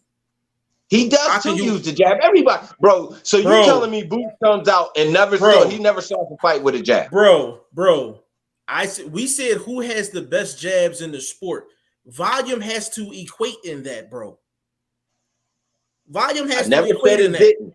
I never said Right. it didn't. But again, if I'm equating what you're bringing to the fight, and your jab is your number one, number two, and number three weapon, I have to question the rest of your arsenal. So then I have to reevaluate your only weapon. But a vlog, and you disappointing me, bro, because you a historian. No, I'm not. You know, yeah, I'm gonna tell you why. I'm gonna tell you why. What's the most important jab? What's the most important punch in the sport, Blunt? It is the jab. Okay, so in order for you to have the best jab in the sport, you do have to use it. Am I correct? And again, Hey, hold on. You know what? Hold on. I got you, bro. I got you. Hold on. Yes, you are right. Go. I'm gonna break this down in something you understand, bro. Hold on. I'm gonna break this down in something you understand, bro. If you pull out that chopper and you shoot 2 times, I can't call you the best shooter in the game. I can't call you the best shooter on the block if you only bust that thing off twice. Correct? First of all, you can call me the best shooter on the block if both the motherfucking shots count. But it's only 2. It don't matter. A broke clock right 2 times a day. A broke clock. That's right good. 2 times a day. That means you can get the correct. Hold up. That means you can get the correct time at both them points of the day. Am I correct? So that means if I miss, I'm not finished. Let's go back to what I love to talk about, this gun game. If I knock off the right people with them 2 shots, the rest of the shit don't count. Can I ask you a question? The best shooter in the sport, can I ask you a question, Blood? Can I ask you a question? Can I ask you a question? No. With a jab. To me, you can't have the best jab in the game if you've never shown me a slow game with that jab. I'm sorry. And Boots has never shown me a slow game with that jab. I think Floyd got a great jab, and I don't rate his high because he don't now where I'm gonna agree with you guys is this point right here. This is why Boots is not in my top 5. Because there are questions that you, a bunch of rest of other people haven't had their answers to just yet. So I had to take Boots out my top 5. Now I'm gonna go back to another reason I'm gonna get out y'all way. The reason why I have Mel at number 1 is because he is proven and he's accomplished everything. So that's what we at. Pound for pound or jab wise? Pound for pound. Okay. In terms of jab, Devin Haney's up there. I mean, I have to go through the list. I mean, I've seen there's fighters with top great 5. jab. He's top 5 for sure. Top 5. Errol Spence is top 5. I mean, there's some. What man got? Hold up. You know who got a nice jab? Jamal James got a nice jab too. Because if it wasn't for that jab, Budabayev would have killed that man. He still got beat though, but I hear what you're saying. Yeah, Jamal James. I would say Jamal James is probably top 10. I like his jab. Nah, I don't know about top 10, but I like his jab. YSM 100% Shane. He always leaves out the back door with his hands in his jacket like Fury. Yeah. And the thing is, Fury gets away with it for the same reason Devin does. They're both very tall for the weight class. Yeah. And the thing is, like, Fury kept making the same mistake. Like, he still does it to this day. Like, it's a habit. It's a habit. To this day, he still does it. He just does it less because he's fighting forward now. Ooh, this is a good question. John Hugh, do you think Rolly beats Kambosos? That's a good question, bro. Good question. That's a tough question. That's a tough question. So Kambosos beats Rolly? I just answered it as into whether the other guy beats the other guy. I'm not answering it to say that Kambosos can beat Rolly. The way I'm gonna say that it's a no flat out because both of them, based on foot placement, are at the same level. So then we have to go up from there. Okay, who better power, things of that nature, better combinations. But just based on where their footwork is out, I think it's an even fight. Because if you look at the end result of the Tank fight, it was his foot placement that got him in trouble. That was a great counter shot, too. I mean, I agree. That's a 50-50 fight. Actually, you know what? I wouldn't even mind seeing that fight next. That's a good fight for both guys. DM3 said, I have a question. Why is everybody so hyped on Tank Davis? He only fights people on Reggie Belt level. He doesn't fight with the rest of the big dogs, so he's truly not been tested. And You his can arms are argue that short. you can argue that his resume is better than Devin Haney's. You talking about Tank? Yeah, you can argue that his resume is better than Devin Haney. I doubt that because he hasn't gone to Mexico at 16 years old and fought in somebody's smoky bar room. Who's Devin Haney's top 5 opponents? See, you want to go opponents, and I'm going route. See, I'm just talking route. See, I'm talking route of. Hold up, can I finish, bro? Why? As a difference in how we analyze it. That's why I'm saying it. You're misconstruing. I know it's not. You talking about competition, and I'm just adding that competition and the route that you're taking to get to that competition are two different things, too, bro. And it also makes you a better fighter.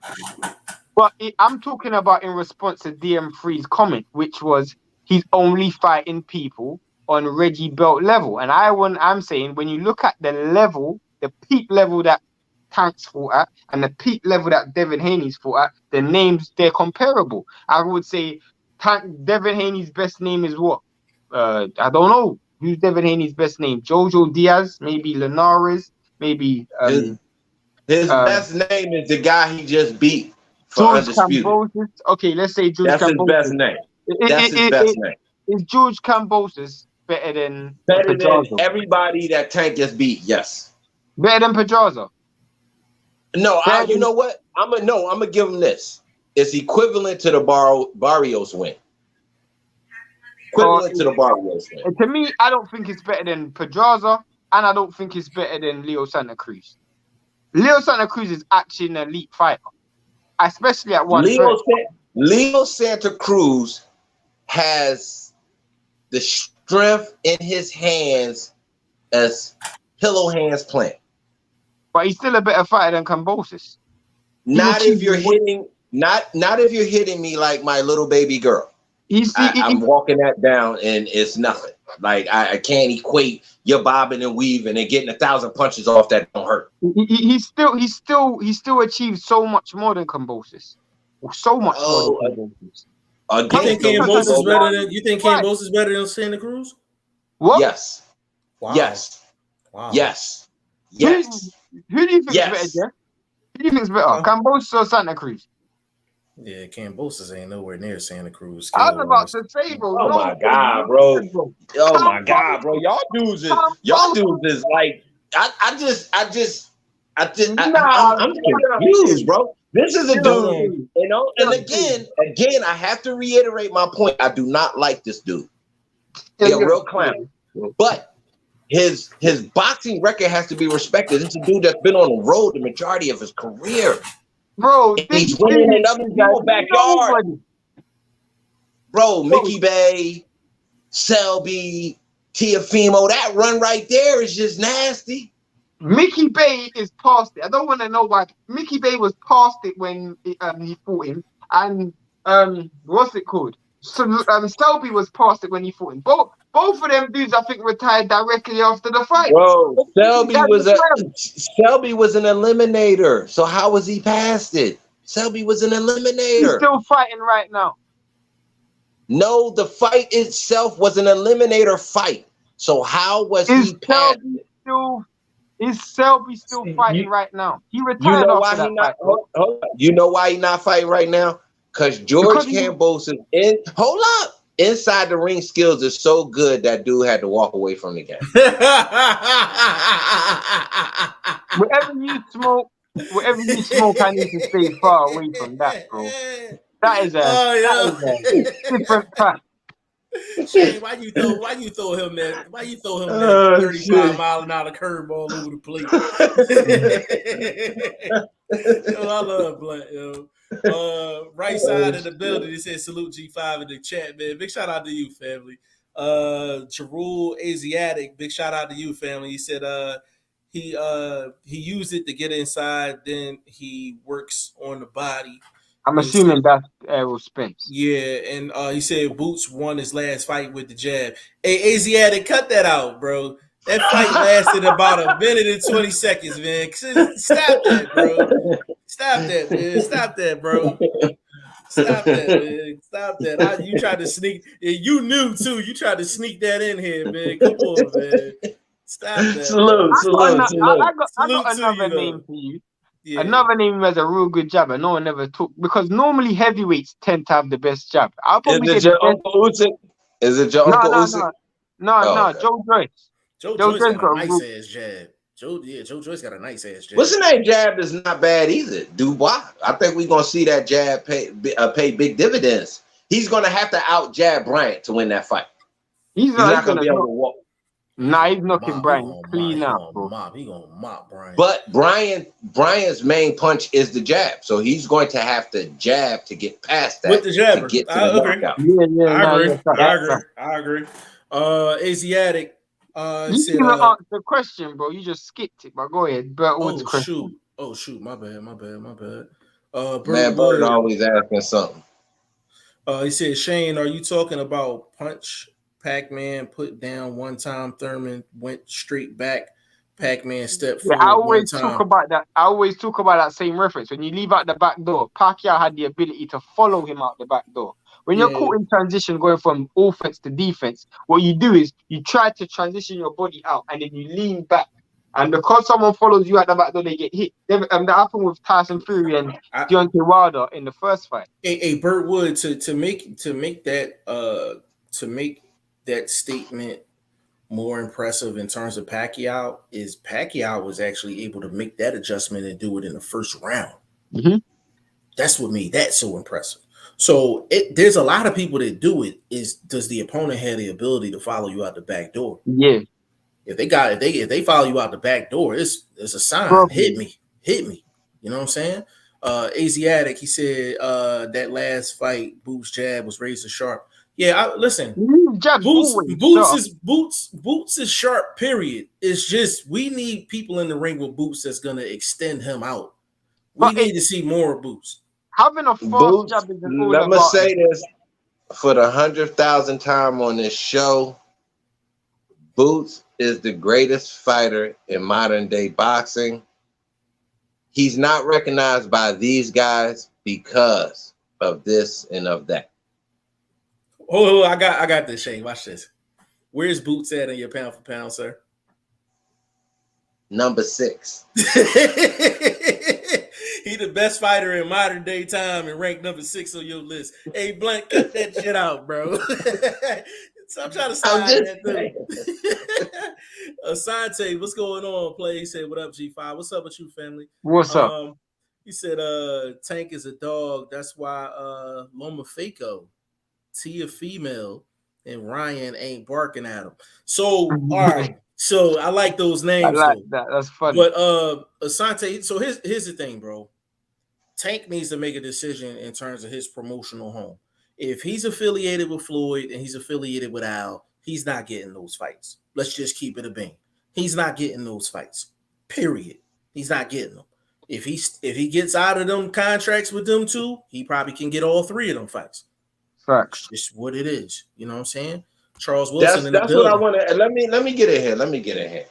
Why can't you see a guy see a super fight situation where these guys, where you say the Godfather, the untouchable Uncle Al won't do business with anybody, and he's in a system where, in all actualities, bro, he answered to somebody. Let's keep it 1,000. Who does he answer He's to? not the final say so. Who does he answer? He answered to the people who money he's spending. How about that? But they don't make the boxing decisions, though.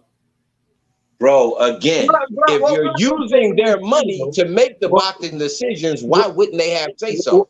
Just answer my question. I can answer it. You know why what Blunt is saying is true? Because you remember last year, and I hope people remember this, last year when PBC were doing what they were doing. In fact, I'll bring it to a time where people will definitely remember. You remember when PBC was putting on all of those shows for free? Cool. All of those fight cards for free. Cool. And then all of a sudden, they went from showing free boxing to $100 pay-per-views. Main reason why they did that was purely and simply because he answers to somebody. He was spending somebody's money, and they needed that money back. That's why he started doing $100 pay-per-views, $85 pay-per-views. That's why we saw last year. There's no way we saw last year, Andy Ruiz versus Aviola, $100 pay-per-view. Charles Martin versus Ortiz, $45 pay-per-view. You don't make that on a boxing decision. You make that because an executive at the top level has said, we need to recoup some of this money we're investing in Fox, or the money we're investing in Showtime. So yes, that's true. But at the same time, when have you seen Al Heyman? This is for both of y'all, since y'all want to agree. When have you seen Al Heyman send a A-level fighter Never across the street for a big fight? Never. Answer me a question. Never. And all right, I'll respond to your question with a question. Is the game changing or is the game not changing? Not on that aspect. Hell no. So you telling me, so hold up. This is what I'm telling you. On that aspect, I'm going to say you're probably correct. You know why? Because the dinosaurs haven't quite died out. But the dinosaurs are dying, bro. The game is going to change. It's inevitable. Shit changes all the freaking time. Sometimes you got to wait for death to make the change happen. Sometimes you get youngsters like, hold up. You get youngsters like Devin Haney betting on themselves, saying, you know what? I'm going to take the long route there. It may not be hella profitable, but when I get there, the bag going to be there waiting for me. Nah, I respect what Devin Haney's done, but let me show you an example. Yeah. Look at Jamal Charlo. This dude literally sacrificed Jamal Charlo's career, because Jamal Charlo's drier than a desert right now, bro. This dude's name is ice cold in these streets, bro. I mean, you're putting up against people like Sulecki and all of those dudes, bro. He's got him in a division where he had Canelo at the division, Andrade, Danny Jacobs, Golovkin, and he didn't send him over there once. He just kept him on that side of the street and kept him cold the whole time. So all right, to prove my point that things change, did not what Don King doing not last, but forever long it lasted, 10, 15 years, 20 tops. At some point, it ended. So what Al's doing is going to end. It may not end in this era where we get to see these cross the street fights, but what I'm telling you, it will end. Yeah, I agree. I agree with that. But the topic of discussion is Tank Davis. That's my point. So why? That leads me back to the question. He's the oldest of these statesmen that we're talking about. So you're not going to cash out on him to the max level that you can? Because the max level is not. The problem is, bro, is because you know what they could do? They can put Tank Davis in there with a Kevin Farmer or a Prograde and still make ridiculous amounts of money and keep it in-house. That's the problem. No, the fans ain't going to want to see that, and the fans will tell you that by yourselves. Trust me, if they came with another pay-per-view with Tank, and it's not with a minimum second-tier star, it's not going to sell, bro. I don't know. I didn't pay for this last one, and I paid for the first two. Blunt. He did 19,000 with Rolly. 19,000 pay-per-views? No. Pay-per-views? 19,000 in the building with Rolly. That's gate shit, bro. That's cool. But right. Rolly, but my point is Rolly made that fight. They were using, in all essence, Rolly. Which, how many more Rollies they got? Answer me that. Blunt, none. Thank you. That's my point. But Shane, Blunt, you tell me one person that looked at the TV and was like, yo, I'm gonna pay this pay-per-view to go see Rolly. Not one. Again, that's my point. You know what they were using? They were using his Latin heritage to sell him in New York. Thank you. That's exactly what they did. Yeah, but that counts, bro. But that counts for the gate. That counts for the gate. Again, bro. That's my point. You keep falling into my point. You can't keep doing that and think it's going to work, bro. At some point. So you telling me? Did they not throw Mike Tyson to the sharks? At some point, Mike Tyson had to go in there and swim with the orcas. Different errors, though. But Different bro, it's errors. different errors. But bro, he did The same concept applies. You have a marketable product. Bro, you're going to have to market that product but in the field. Wait. He broke a record. He broke the Barclays record with Rolly. No, you but understand? wait, you understand how crazy that is? No, I want to address what Blunt just said. What you got to look at is they will sell out Tank if Tank is in there with a PBC fighter. They ain't sending him over there to another network, bro. It's the same thing with Don King and Mike Tyson. Don King fought basically his whole career under Don King Promotions, bro. Unless it's under PBC, you ain't gonna see Tank versus no other fighter. My point is, how many rollies do you have where you can keep setting these quote-unquote records? 19,000 is cool, bro. I just saw a motherfucking 55,000 stadium be sold out. And that's because of an American fighter. Because if he was down there fighting another Australian, it'd have probably been about 10,000 in that motherfucker. And it wouldn't have been held in. I disagree with that. I disagree with that.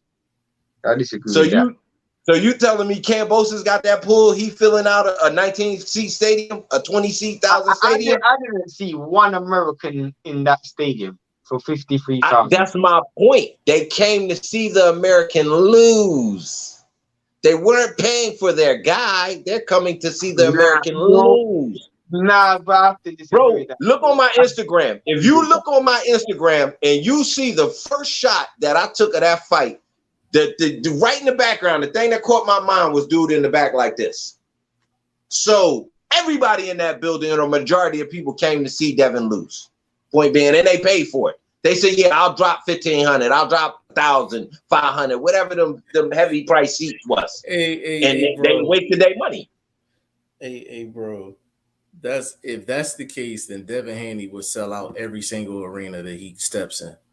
In Australia. Hold on. See, Jeff, that's where you can mislead people by that statement. If you're on enemy's territory, if you're in the enemy's backyard, give me another Australian. Give me another Australian, Shane. At 135, I don't even know another one Australia at 135. Thank you. The biggest Australian lightweight that they have is a 2-fight Australian champion. So you're telling me? So you telling me that 40,000 people came there to see Devin Haney lose and not to see Cambosis? Is that what you're telling me? I'll give you 80% of the people came to see Devin Haney lose. But the reason they're going, they're going to see Devin Haney lose because who has to perform the job? Who has to perform the job? Hold on, Jeff. You're acting like the people that actually bought them tickets are rational human beings. Or are these sheep? What? Or are they sheep? Or are they sheep? What you gotta understand, bro. What? I don't know if you know about the Australian market that much, but Tim Zeus sells out crazy stadiums in Australia as well, bro. Like 25,000. Because they coming to see him. They're coming to see him, bro. Let me say this. Tim Zoo has something that Cambosis doesn't have. Lineage. I'm just saying that these Australian fans are more devoted. I'm just saying. You're not even listening to me, bro. I heard you. I just countered your point. You just said Tim Zoo sells out stadiums. No, I didn't. I said something after that. I said, bro, these Australian fans are more devoted than you think. That's what I'm telling you. They support their own. The reason why you're confused is because Americans don't support their own. That's why you're surprised. See, now that's where you're misleading. If they supported their guy so much, why was he on the road? Why was who? They supported him now. They supported him now. Why? What? No, the government supported him. The government supported him. That wasn't a private entity that said, you know what, we got $40 million. Let's invest in this mega fight and get our money back. However, we get it back. Why? Because they were going to be able to recoup it. The government knew they were going to be able to recoup it because the fans were going to show up. I didn't see, bro. I saw people there. Bro. Y'all dudes act like y'all are so correct when y'all get checked on y'all points and y'all just can't sit back and be like, you know what? That's actually right. My point may still be valid, but He checking me and he giving me so much game that I'm just missing it because I'm on my carpet. I'm on my Aladdin right now. I'm in the clouds. I can't hear nobody. You're making a statement with no premise. Because I've never seen Devin Haney sell rice. I've never seen him sell nothing. So I don't know where I'm gonna all of a sudden give this credit. That's what I'm just talking about. You act like it was Devin Haney selling. What you misunderstand about how you can lead sheep is you can easily, it takes one sheep. It takes one sheep to lead a whole flock to slaughter. So how is it? How easy? Devin Haney got that type power. He got that type pull. Listen to me. Go ahead. You want to keep going. See what I'm saying? See how you're doing? You're acting like mainstream media. Like what you're saying, it relevates my point. Stop. Let me finish. It's not about Devin Haney. Devin Haney's the carrot. Devin Haney's the carrot. It's not about Devin Haney? Devin Haney's the carrot. If you telling me you have to market it to people that don't really know George Kambosos, haven't truly supported George Kambosos, because if he was supported that way, why hadn't he had a big fight in his home country before this point of his career without the federal government supporting the fight with some private entity, the fans, the boxing commission, anybody else besides the government? Oh, Shane, can I get this one? Can I get this one, please? Yeah. Can I get this one? Man? So you just made all of those claims, right? Can I finish? It's not a claim, bro. It's not a claim, bro. Can I finish? Again, you ain't let me finish. So, go ahead. You just said go. You just told me to go. Bro, you just told me to go. Cutting in anyway. So go ahead, bro. You ain't gonna listen anyway. So go ahead. Bro, at the end of the day, you just said 80% of the people. See, you can cut me off now. You just said 80% of the people bought tickets to see Devin Haney lose. Correct? That's what you said, right? Yeah, you said that. You said that, right? I just said that. All I'm asking you. Don't ask me. You said the sheep and all, so how we gonna have a discussion if I can't ask you no questions? Bro, because you're not listening to what I'm saying. You're acting like I'm telling you that Devin Haney is the selling bag. Devin Haney's a carrot. Somebody, if you can tell your country there's an enemy coming to the country to take something that's ours. Oh, well, who got it? This dude right here. Support this guy. They put him on the front line. You think the people ain't gonna come show up? They don't have to know who this guy is. So you're giving the Australian fans actually more credit than what they should. That means that they're smart. That means that they're smart. They're just homers. You're Homer. You're Homer. So if hold on. So if you're a homer, right? You're a homer for the hometown guy, not for the road guy. You're a homer for the hometown guy, bro. That's why it's called a homer. And you know how you support your hometown guy? By showing up to the fight and cheering. Doesn't sincerely mean to support your hometown guy. They're there to see their hometown guy. But you're not going for that's my point. You act like it's directed for him. It's directed for the purpose of him being the same thing you are. It has nothing to do with whether you know him, believe in his skills, or anything like that. I never heard of a road guy selling out a stadium in the home guy's town. All right, bro. I never heard. I'm done. I never heard that, bro. Let me stop right there. Stop right there, bro. Just because you laughed and said you've never heard of it, you're going to tell me that's not a sellable marketing point? That's not something that's going to get the enemy to the fucking show? But they're there to see their guy, bro. No, bro, that's what you saying. Bro, their guy. So who's gonna make Haney lose, bro? Who's gonna make Haney lose? Who's gonna make Haney lose? Hold on. Stop. Hold on. It don't matter. It don't matter. Listen. No, I don't have to listen because you're not listening. 80% of the people are there. 80% of the people are there to see Haney lose. Who is there to make him lose? Does that matter? Hometown guy. Does that matter? No, again, dirt on this one, bro. You keep talking. You keep talking. Shut the fuck up. Shut the fuck up. Shut the fuck up, would you please? Because you're pissing me the fuck off.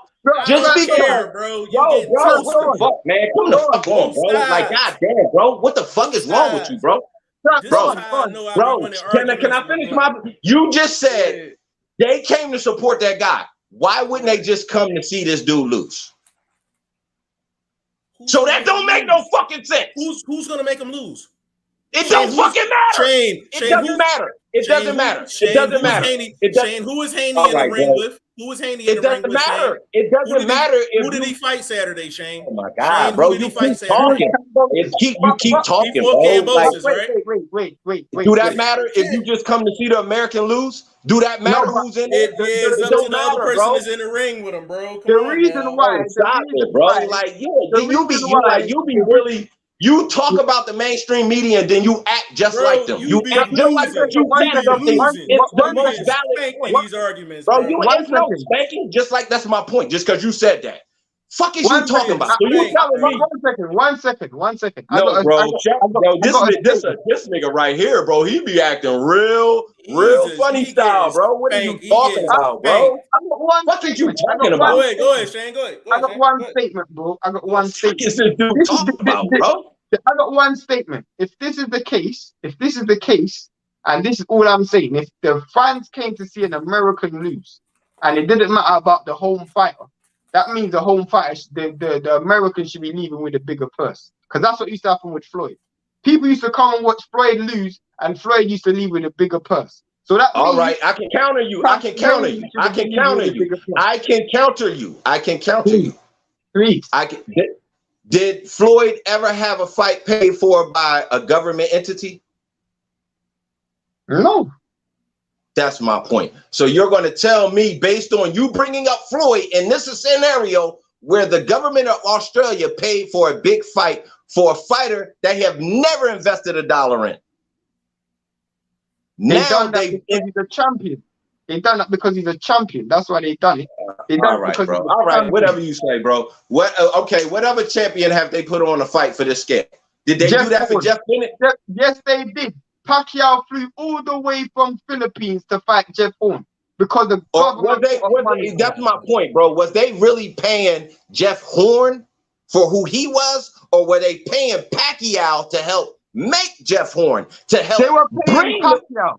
They were paying Pacquiao, and guess what? Pacquiao got a bigger purse than Jeff Horn. But guess what? Kambosos got a bigger purse than Haney. So what are you? You just contradicted yourself just there. No, I'm not contradicting. What the fuck are you talking about? What the fuck are you talking about? What the fuck are you talking about? If the government, let's use your example. If the government was using Haney as a carrot, just like they use Pacquiao as a carrot, therefore was Horn the champion? Was Horn the champion? Was Horn the champion? Who was Pacquiao the champion? Pacquiao was the champion. That's my point. So why would you not pay the champion more money than you're going to pay the challenger? What the fuck are you talking about? So let me ask you a question. No, you can't ask no more questions. You can't ask no more questions. You cannot, bro, because you just farted in your own mouth. You just farted in your own mouth. Fuck out of here, bro. Let me ask you a question. Let me ask you a question. Let me ask you a question. Let me ask you a question. Fucking wordplay is so high level that y'all are not contradicting your fucking selves. Fuck out of here, bro. One second. No. Wait. 1 second. If what you said is true, that means in the rematch, Devin Haney should be getting more money than Kambosos, correct? I don't know what I don't know what the pre-signed clause was. Saying the champions I don't know that. So hold up, bro. What the fuck, bro? What the fuck? You keep yelling. Do we know, bro? Do we know that he did not sign a 2-fight deal to play the B-side money-wise, regardless of if he was a champ? Why would I say that? Because he believes in himself. But if you're going to be the B-side and be the one who's drawing the crowd, I just said money-wise. I just said on the base on the money. I don't know that that's not true. How could you be the B-side and be the one drawing the crowd? Like, shut the fuck up. You so much of talking, you don't listen. So you know for a fact that the 2-fight rematch clause contract signed by Devin Haney was not a contract signed that in both situations he's not the major money earner. Do we not know that? I don't know that. Can I answer that question? Have you seen the contract? Have you seen the contract? Devin Haney said himself, and I quote, I will take the rematch, but the decision or the contract has to be revised. The only reason why he would say that is because but that means originally, if he was the draw, why am I taking the lesser money? That's what I'm Bro, what? asking. If I'm the draw, Because, why am I taking bro, the lesser money? all right, bro. So you telling me that fighters don't get fucked in contractual situations? They know what's up. They like, yo, let me grab these belts. Let me come double back and renegotiate.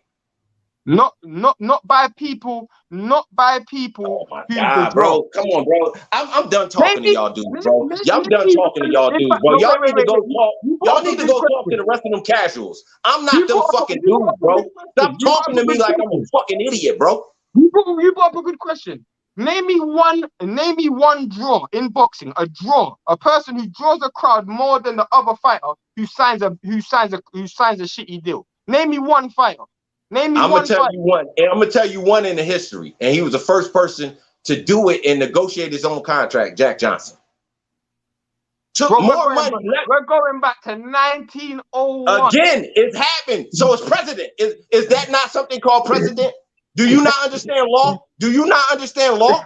It's something called precedent. You can both laugh. Cool, I gave you an example. cool. I gave you an example, bro.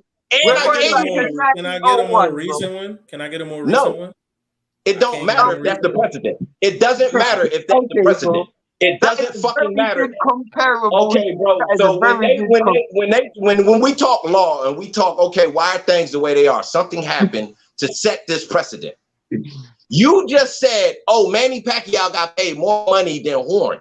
Manny Pacquiao was the champion. Oh, that's not the same as Devin Haney not getting paid more. I didn't say Bro, that's not you the just same. did, bro. I'm done talking to you, No, bro, because you're lying to I did not everybody. say that's not the same. I said Bro, that you means in a just farted and rematch shit when it in your Devin mouth. Haney. You bought the No, I rematch in comparing. You bought the rematch in trying to fucking clean up the fact that you said, oh, Jeff Horn got the government to pay for it. He didn't get more money than Pacquiao. Pacquiao was a champion. Pacquiao was a champion. He wasn't getting paid on the premise of being a champion, bro. That's yes, what the you're not understanding. Bro. He's getting paid on the so you premise tell of me being what a draw. You tell me what fight that the champion get paid less money than the challenger. Are you serious? Are you serious? Cambosis versus Devin Haney rematch, bro. That's what I'm telling you. Cambosis versus Devin Haney rematch. It was in the contract. That's why they need to renegotiate. What are you talking about? Hold up. That's my point. Now that's my point. When you signed that contract, are you not signing that belief in yourself? Belief in yourself. But you're saying he's the draw. You're saying he's the draw, bro. You're saying he's the draw. I said, why did that building get set the way it was set? Because you had the enemy, an American, coming into your country to take something from a fellow countryman. Whether you knew this countryman, supported this countryman or not, the sheep of the country, and every fucking country does it, from Mexico to the United States, they just gonna support they fucking people. Bro, that's not saying Devin Haney in himself is the draw. The setup is the draw. This is where you dudes with the side talking and the geeky are not understanding the premise of my point. Because I don't see that happen in boxing other than this one isolated scenario that you're bringing up. And you brought up a president of 1901 for when the last. No, that's the first time it was done in the same country we talking about. In the same country we talking about, where the first time a black man boxing since. Bro, shut the fuck up, bro. Shut the fuck up, bro. Like seriously, bro. That's how I know I won the argument with him. When he get mad and shit. That's how I know I won the argument. Did I not tell you that off camera?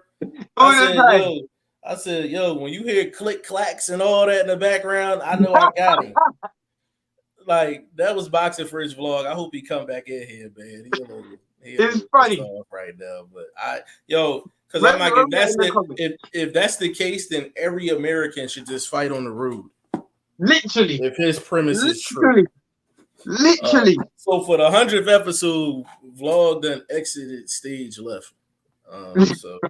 Asante, Barrios, and Pitbull Cruz can beat everybody Devin beat. I mean, think about that you one, can't. man. I do not disagree with that statement. Yeah, I can't really disagree with that. He said, "What's up, G5 Jeff TV and brothers?" Charles Wilson, what's going on with you, player? Asiatic said, "Go back and watch it. It was jab, double jab." No, hold on, bro. Asiatic, listen. We're not saying that Boots jab is not good. We're not saying that. All we're saying is we see that jab in small sample sizes because he's so dynamic and everything else. So I can't rank his jab because he is a small sample size. I just need a bigger sample size. That's all. It's seismic glare. What's going on with you? That Yulusinov definitely could extend beats. I don't know about that. I don't know. Asante, I want to see Rashidi Ellis versus Boots. It's a good fight. Mm-hmm. I wouldn't mind seeing it. Tommy Jones in the building. Big shout out to Tommy Jones. Said Boots is the best fighter in the world, bar none, and Devin Haney is 1A.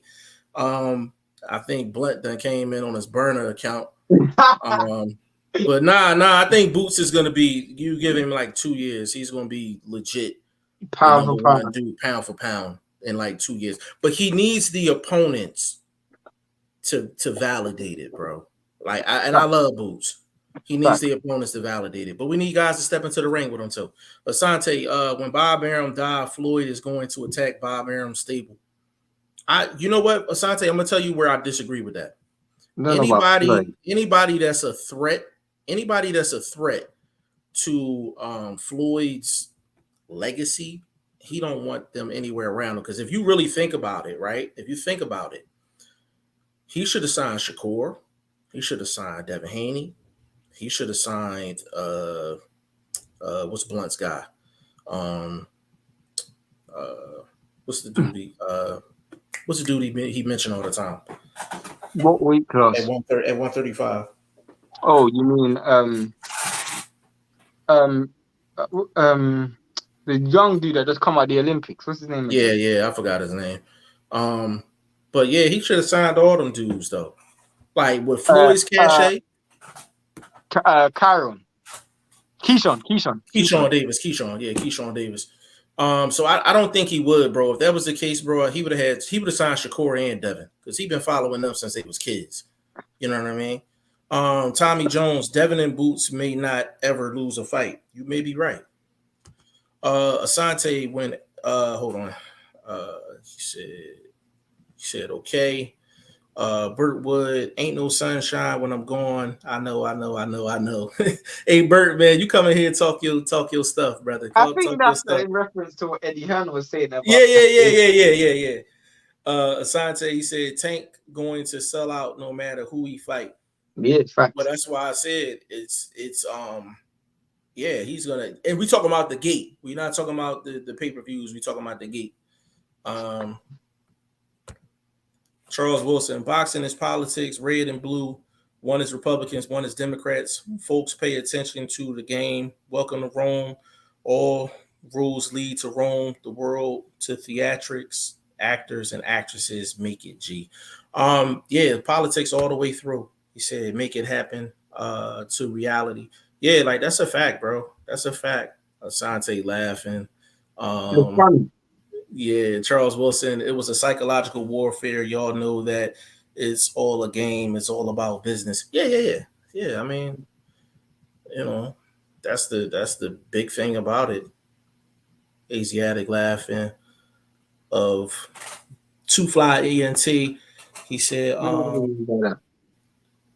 of not KO, I'm taking teeth. He said, hell yeah, they do. Hold on. He said, y'all boxing first vlog is trying to teach y'all the psychological mind games of warfare that you're playing. He's educating us. Pay attention and listen. Not here. Man, he got 2 burner accounts, yo. Literally. No, we love boxing first vlog, man. But when he's just so funny. When he's wrong, when he feel like he losing an argument, he get like that. No, the thing is he feels like he's right. That's if he felt like he was wrong, he would at some point admit that he's wrong. He feels like he's right, but the truth is, in this situation, the fact that he brought up an example of 1901, And I just asked for one example. You brought up an example of 1901 or whenever that fight was. I said, It's not a very good reference. I said, give me one more recent. He told me no. So I mean, like, I'm trying to expand the conversation, and he tells me no. It's very simple, bro. Like, but that's what I'm saying. Like, I understood. Of course, anybody that goes into somebody else's hometown, the crowd is there to see the road guy lose. Yes, that part is true. But the reason they buy the tickets is to see their hometown guy do it. He's only in the ring with one other person. Literally. So I'm like, that's why you saw the hundreds of thousands of Greek fans there, or tens of thousands of Greek fans there. Those Greek fans aren't even Australian. Yeah, like that's what I'm saying. Like, it's crazy. He said what happened. Jack Johnson, a beast. Rocky Marciano would have beat Floyd's record. You might be right. He didn't. Pac-Man got way more money. That's false. That was false. Said Pac-Man got way more money. I'm assuming he's talking about Floyd. If that's the case, no, Pac-Man got way more money against Jeff Horn. Oh, then Jeff Horn. Yeah, that's correct. my point. Yeah, that's the point. Yeah, that's the point I was trying to make was this is the point when I brought up Jeff Horn and Pacquiao, in a sense that Pacquiao was the draw. Pacquiao was the draw, despite the fact that the fans would have come over to see an Australian beat Pacquiao. Pacquiao was the draw, so he got more money. If they were now, what Blunt was saying was that's because Pacquiao was the champion. Now I'm saying the premise of the argument has to be weak, because if that's the case, then that means when Devin Haney's the champion in a rematch, that means he should be getting more money than Kambosos. The whole point of them even having a rematch clause and there being a revision of the contract is because in the original contract there would have had to be a discrepancy in terms of payment, because Devin Haney, and I agree, would have signed backing himself to win the fight. But obviously, you're in a situation where the fans, 50,000 fans came out there. They came out there to see an Australian fight. Fight. The situation before, why they didn't put money behind him before, was he wasn't known. He wasn't a known Australian. He had a big fight, and the Australian fans decided to back him after. That's all it was. Yeah. All it was. So he said there is fights where champions do get paid less. All the time. Yeah, all the time. But the point is, Blunt was trying to say, yeah, champion and the draw. We was trying to tell him like it can't be both. Because I'm like, Spence. Because if you look at it, when Spence went to the UK to fight Kell Brook bag was bigger than Spence's. By far. You know what I'm saying? That's what I'm saying. It's not. He was the draw. Yeah. It didn't matter whether it didn't matter whether Errol Spence was the champion or not. Yeah. Another example of this is Anthony Joshua and Ruiz. Anthony Joshua wasn't champion in Saudi Arabia. Ruiz was the champion in Saudi Arabia. And AJ was the draw, so he got the bigger bag. If you the draw, more than likely you're going to get the bigger bag. Like I don't know how clear you can, because I'm like, if Devin Haney had that type of pull, then he would sell out in the States. Like if he had that type of pull, but you know, he said I rarely see the draw get less money. You rarely see the draw get less money. You rarely see it. BFV still wins a fight though versus Blue Hoodie. Hey, listen. BFV got some illegal weapons. It wouldn't be a fair fight. He said, I love it. He said, you killing me. LOL. Hey, listen, man, we glad y'all enjoying it, man. Like fun, I swear to he God. said, Jeff, what happened? He said, speak it quick. What happened? He said Haney looked amazing. Bro, what happened is one of our typical arguments that we have on camera. And this is the first time he exited stage left. Usually he'll just turn his screen black and you'll just hear stuff in the background, but he just went OD today. I think he did it because it was 100th episode, but that's neither here nor there though. But that's my guy, man. We fight like that all the time, man. Off Last camera, time it all was that. me and Jeff, and me and Blunt versus Jeff. That's what it was. Yeah, last. that was. I think it was that like a week ago. That was Yeah. like a week ago. I was on here snapping on both of them. About Asiatic Devin about and Haney and Cambosis. That damn Cambosis, man. That damn Cambosis. Asiatic. He said, "True indeed." Two fly. By the way, I'm KOing everything loud. That's funny. Yeah, hey, bro, man, it's crazy, bro. It's absolutely Let's crazy. quickly run through these We're comments. gonna run through these to get up out of here. Charles Wilson, resting my feet, brother. Hey, man, that's what you're supposed to do, baby. Two fly. Terrence Bud Crawford, the best boxer in the globe. He gonna have a chance to prove it, bro. Terrence gonna put Spence away before the 11th. Wow. Okay. Joseph Gwilt in the building. My guy said 100%. Excellent work, guys. Man, we trying. If it wasn't for Blunt, man, it wouldn't even be a show. It's always entertaining. We call him the X Factor for a reason, man. We love him. Two fly with that Terrence Bud Crawford, best in the globe, pound for pound, greatest in the globe. Asiatic, Keyshawn Davis. Yeah, I could not get that name out, bro. He said Spenceroni gonna look like pepperoni. Terrence gonna finish him. My man got bars. Okay, so he's on the Terrence Bud Crawford tour. He said, "Much love, G5. Stay up, Pimp Sauce. Appreciate you, baby." He said TBC gonna put Spence away. Bro, I can't wait for that fight because one of these fans, whether it's Crawford fans or Spence fans, somebody got to shut up. That's what we said about Wilder and Fury. He's like, somebody crowd got to shut up. Gargaruga. I hope I pronounced that correctly. Big shout out to you. We're gonna call you G because my pronunciation ain't on point. But Big G, I thought that was actually pretty good, to be honest. I think so, but I'm gonna fumble at it eventually, so I'm just gonna call him G. If Haney gets Loma next, what's your prediction on that fight? That's a tough fight, bro. Tough fight. 50-50, bro. 50-50. Depending on what Loma shows up. If Loma shows up, yeah, it's gonna be a problem. He said maybe George step aside if guaranteed to fight the winner of Haney versus Cambosis. That's what we're hoping for. I doubt it, though. Because the thing is, you need to strike while the iron hot. Because if he waits, if the government doesn't pay for it, there is no rematch. So he needs to do it while his interest still there, man. But we're gonna close it out right there, man. 2 hours and 12 minutes strong, man. We done got hung up on by vlog in this show. I don't care what he says. I definitely toasted in both sides of the bread. You know what I'm saying?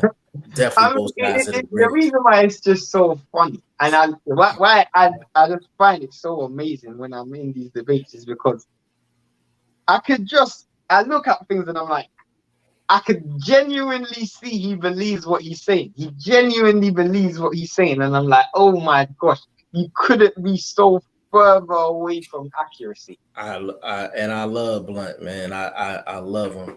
He just, if you the draw, you're gonna get the bigger bag. That's just the bottom line of it. You gotta have more than a point of reference than 1901. That's what I'm saying. But you can't tell me 80% of the people are there to see Haney lose. He said he's the carrot. The carrot should get the bigger bag. It's really that simple. He should get the bigger bag. And I know how much he got for that fight. I know to the exact dollar how much he got for that fight. And I know how much he's supposed to get in the second fight pre-renegotiation. And I didn't even pull that out the bag. So the people that's new in here, you may hear Boxing First Vlog and Shane going at it like that. You may hear Vlog and myself going at it, or you might hear me and Vlog going to Shane, or Shane and Vlog going at me. All I can tell y'all, it's rarely that people going at Jeff. It's either people going at me or people going at Blunt.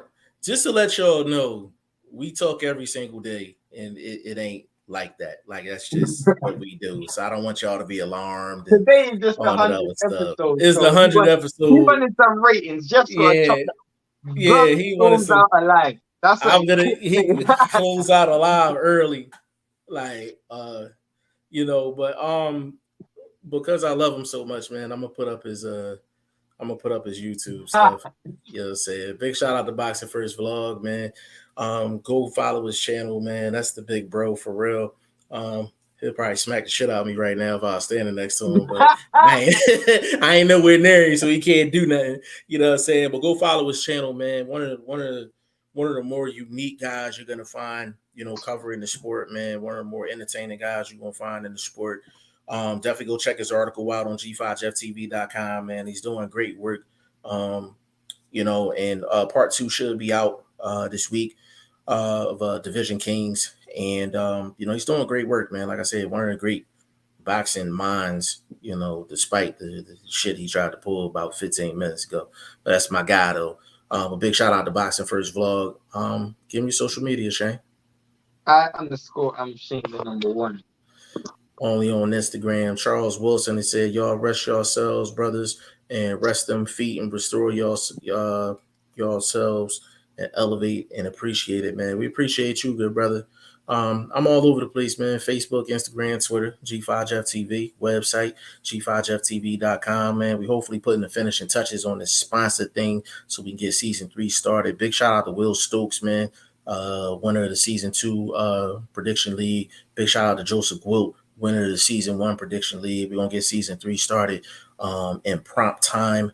And hey man, y'all tuned in to the best podcast, the best boxing podcast, period. Goodfellas podcast, episode 100. So on behalf of Boxing First Vlog, aka the General, aka Blunt, aka Blunt Bayless, aka Mr. 1K, Mr. Exit Stage Left, and your boy VP Shane, man. I'm G5 Jeff TV, aka G5, aka 5, aka the Guru. On behalf of the staff, we will be here tomorrow for episode 101. Appreciate y'all. Peace.